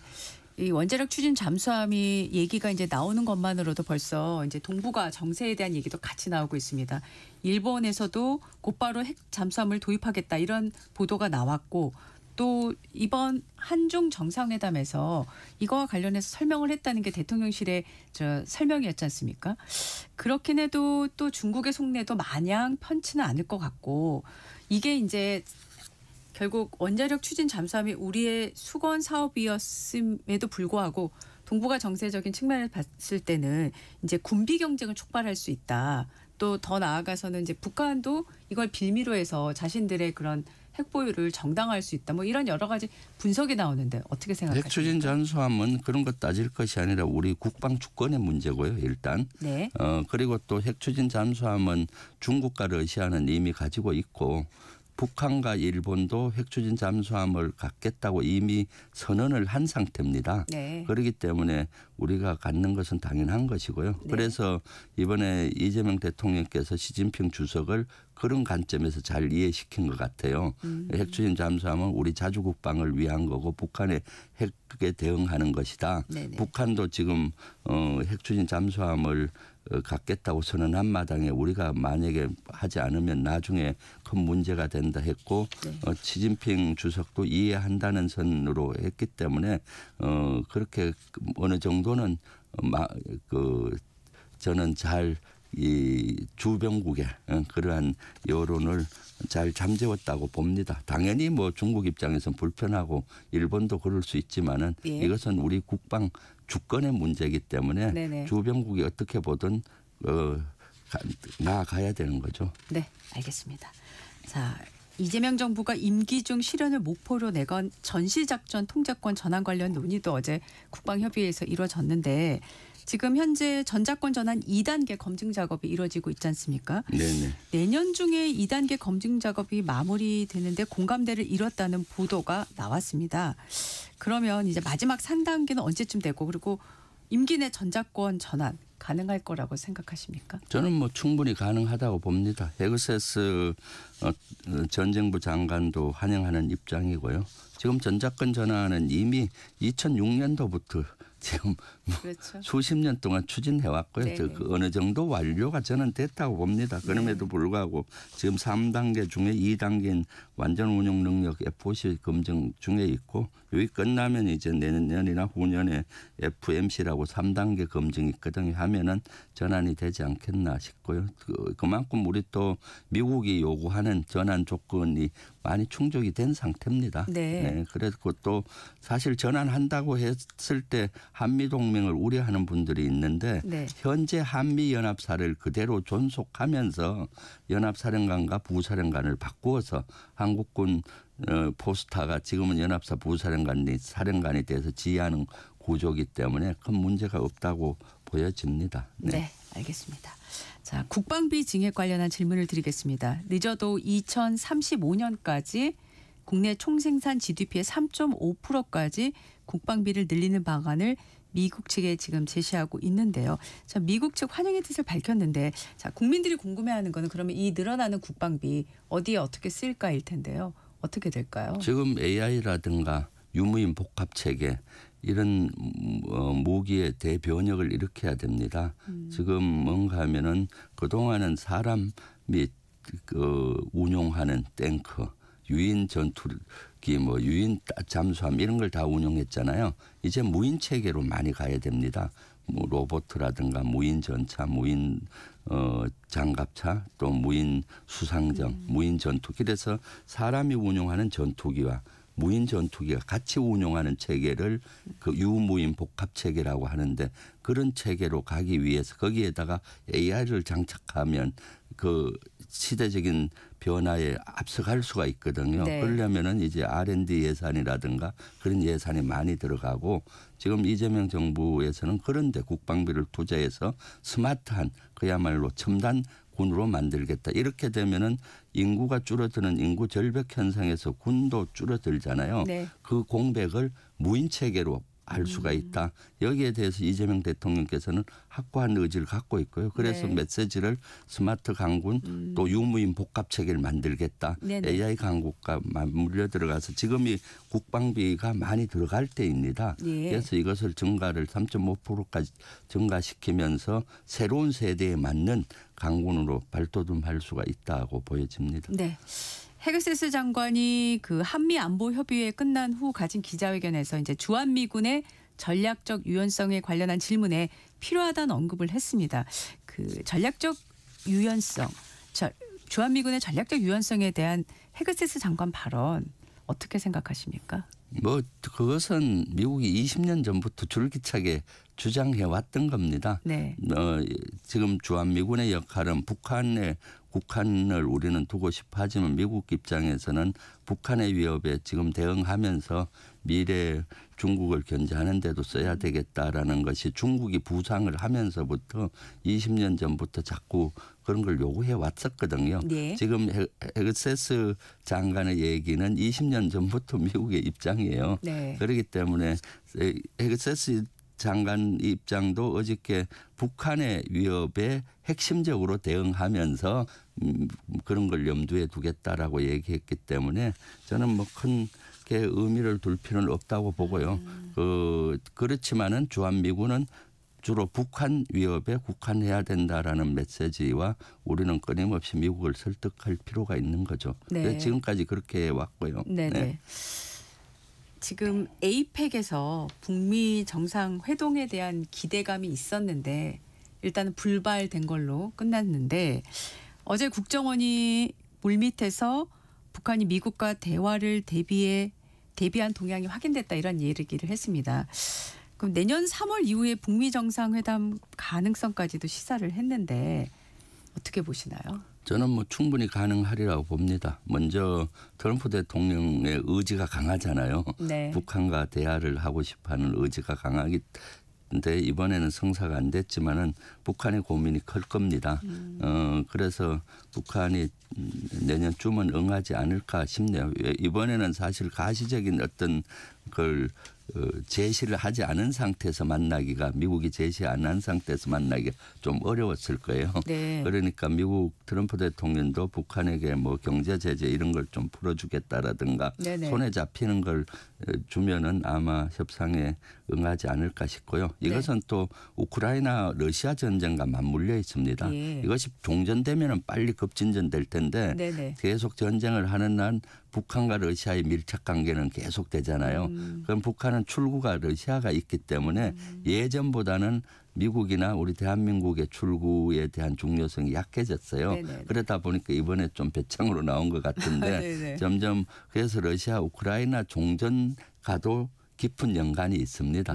그렇지만은 결국은 트럼프 대통령의 의지가 원체 강하고 그렇기 때문에 또 트럼프 대통령은 푸틴과도 잘 통화가 되지 않습니까? 예. 그렇기 때문에 그 북한을 대화의 장으로 나오게 할 수가 있지 않겠나 하는데 꼭 내년 3월이다 뭐 이렇게 단정하기는 어렵고요. 네. 그런 상황이 좀 좋아져야 쉽게 나올 수 있겠다라는 생각을 하고 있습니다. 네.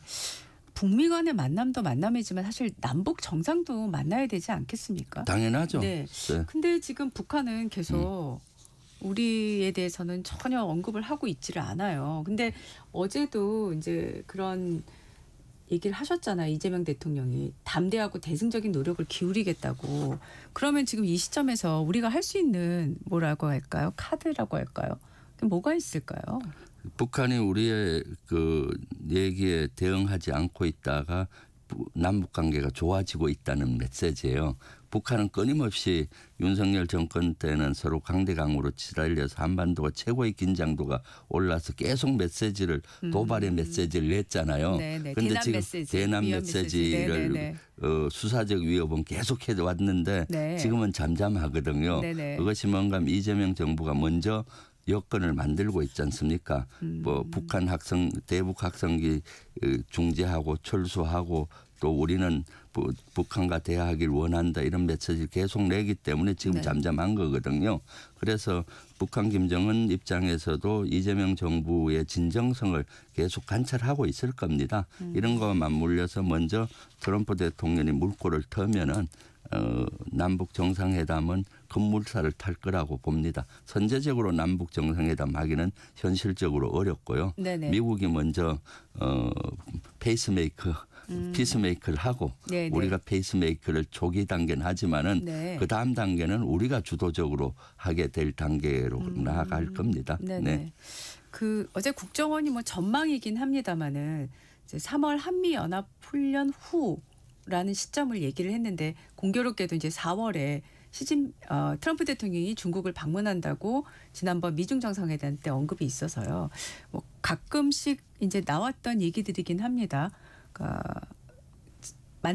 북미 만남을 좀 추동하기 위해서 촉매제로 한미 연합 훈련 시기를 저울질한다던가 이런 카드가 나올 수도 있을 거라고 보십니까? 글쎄 그거는 그때 가서 봐야 될 것 같습니다. 현재로서는 뭐 그런 가능성은 약한데 그때 가서 미국의 의지가 많이 작용이 되겠죠. 네. 그래서 그건 그때 가서 트럼프의 전략과 의지에 따라서 조금 변수가 있다고 봅니다. 한미연합훈련은 우리와 미국의 훈련이잖아요. 미국은. 그렇기 때문에 네. 그건 쌍방의 훈련이기 때문에 우리의 의지도 있지만은 미국의 의지가 또 많이 반영이 되는 거기 때문에 네. 그때 전략적인 미국의 사항과 또 중국 북한 사항을 봐야 될 것 같습니다. 네. 자, 아까 이제 제재 얘기를 하셨고 사실 트럼프 대통령이 이번에 에이펙에 오기 전에 그 전용기에 있어도 그런 얘기를 했지 않습니까? 대북 제재 얘기도 꺼내고 오늘 떼우기도 하고. 근데 이제 미국 정부 차원에서는 지금 대북 제재 조치가 계속 지금 나오고 있어요. 보도로. 지금도 보면은 북한산 석탄 밀수에 가담한 제3국 선박에 대한 유엔 제재를 추진하겠다. 이런 보도가 나왔고 또 미국 재무부가 북한의 사이버 범죄 자금 세탁에 연루된 개인과 기관에 대한 명단을 새로 올리고 뭐 항상 있는 제재이긴 하지만 또 행정부 차원에서는 제재가 을 계속 하고 있거든요. 이 북한으로서는 이건 모자라는 생각을 또 할 것 같다는 생각이 드는데 이건 어떻게 보십니까? 지금 유엔 안보리 위반에 대한 제재는 지금까지 계속해 오고 있습니다. 네. 미국을 중심으로 해서 여러 나라들이 또 그 협의체도 있고 그 기구도 있습니다. 감시기구도 있고요. 운영이 되고 있고 실제 지속적으로 이런 것들은 적발하고 제재하고 있는데 지금 이 시점에 이것이 언론의 주목을 받을 뿐입니다. 그래서 언론이 주목할 뿐인가요? 네네. 계속 지금은 사실은 제재해 오고 있는데 네네. 시점이 이르다 보니까 더 언론에서 북한에 대한 제재가 주목이 되고 언론이 되니까 이게 무슨 메시지냐 하는데 지금까지 해왔고요. 네네. 앞으로도 해갈 겁니다. 네. 북한이 두 손 들지 않는 한은 그런 관점에서 보면 될 것 같습니다. 네, 알겠습니다. 네. 그 정치 현안에 대한 질문을 좀 드리겠습니다. 내란 특검 재판에서 곽종근 전 사령관의 발언이 지금 화제를 모으고 있는데 윤 전 대통령이 비상계엄을 하기 전에 10월 1일 국군의 날로 시점을 얘기를 하고 있는데 한동훈 전 대표를 지목하면서 잡아오라. 총으로 쏴서라도 죽이겠다. 이렇게 말을 했는데 윤 전 대통령 측은 그런 사실 없다라고 즉각 반박을 했습니다. 한 전 대표는 참담하다는 반응을 내놨고요. 자, 곽 전 사령관이 지금 이런 얘기를 한 이유는 뭐라고 보십니까? 그것은 전혀 반성하지 않고 때래 곽종근 사령관을 해유하려는 윤석열의 그 자세에 분노했던 것 같아요. 그래서 그동안 좀 수위를 지키면서 얘기했던 것 중에 감췄던 얘기를 모두 다 지금 털어놓고 있는 형국이라 보는 거죠. 네. 윤석열 내란 수계는 스스로 제 무덤을 파는 격이라고 봐요. 그때 나올 때 제가 질의 재판정에서 이런 영상을 계속 봤더니 실제 그렇더라고요. 그래서 이번 발언을 통해서 내란죄 혐의가 더욱더 명확해지고 있다. 윤석열 내란 수계는 그렇게 보여져요. 내란죄는 실제 그 이전부터 계속 동기를 갖고 준비한 거고요. 또 한동훈 총사 데리고 오면 총이라도 쏘고 이렇게 하겠다는 얘기를 들었을 때 저는 뭐가 연상이 됐는가 하면 노상원 수첩이 연상이 됐어요. 만약 비상계엄이 성공했다면은 실제 노상원 수첩이 현실화됐겠다라는 생각에 끔찍함을 느꼈죠. 네네. 요건 조금 예상하지 못했던 발언이긴 합니다. 한번 질문해 보겠습니다. 한동훈 전 국민의힘 대표가 이재명 대통령의 재판이 재개되면 계엄을 선포할 수도 있다. 이런 발언을 했는데 이 발언 어떻게 보셨습니까? 참 너무 어이없고요. 물에 빠진 사람 구해줬더니 보따리 내놓으란 얘기처럼 한동훈 대표는 12.3 내란 때 우리가 구했잖아요. 국회의사당까지 들어오게 해주고 그랬더니 지금 지금 하고 있는데 완전히 근거 없는 가짜 뉴스로 유포해서 국민 불안감을 하죠. 실제 내란 정당의 대표였던 것이 맞다는 생각이 들어요. 모든 관점을 내란으로 보고 지금 진짜로 존재감을 부각하려고 지금 안간 힘을 쓰는 것 같은데 그것은 공포정치 독재자의 전형이고 역시 한동훈도 윤석열의 DNA를 그래도 닮아 있구나라는 생각을 저는 하고 있습니다. 네, 알겠습니다. 지금까지 김병주 더불어민주당 최고위원과 얘기 나눴습니다. 오늘 나와주셔서 고맙습니다. 네, 감사합니다. 미국에서 미니 지방선거가 시작됐습니다. 뉴욕 시장과 뉴저지, 버지니아 주지사를 뽑는 선거인데요. 내년 11월 미 중간선거의 전초전 성격이라 결과가 주목됩니다. 11월 5일 수요일 전격시사 오늘은 여기까지입니다. 저는 소현정이었고요. 내일 아침 7시 5분에 다시 돌아오겠습니다. 고맙습니다.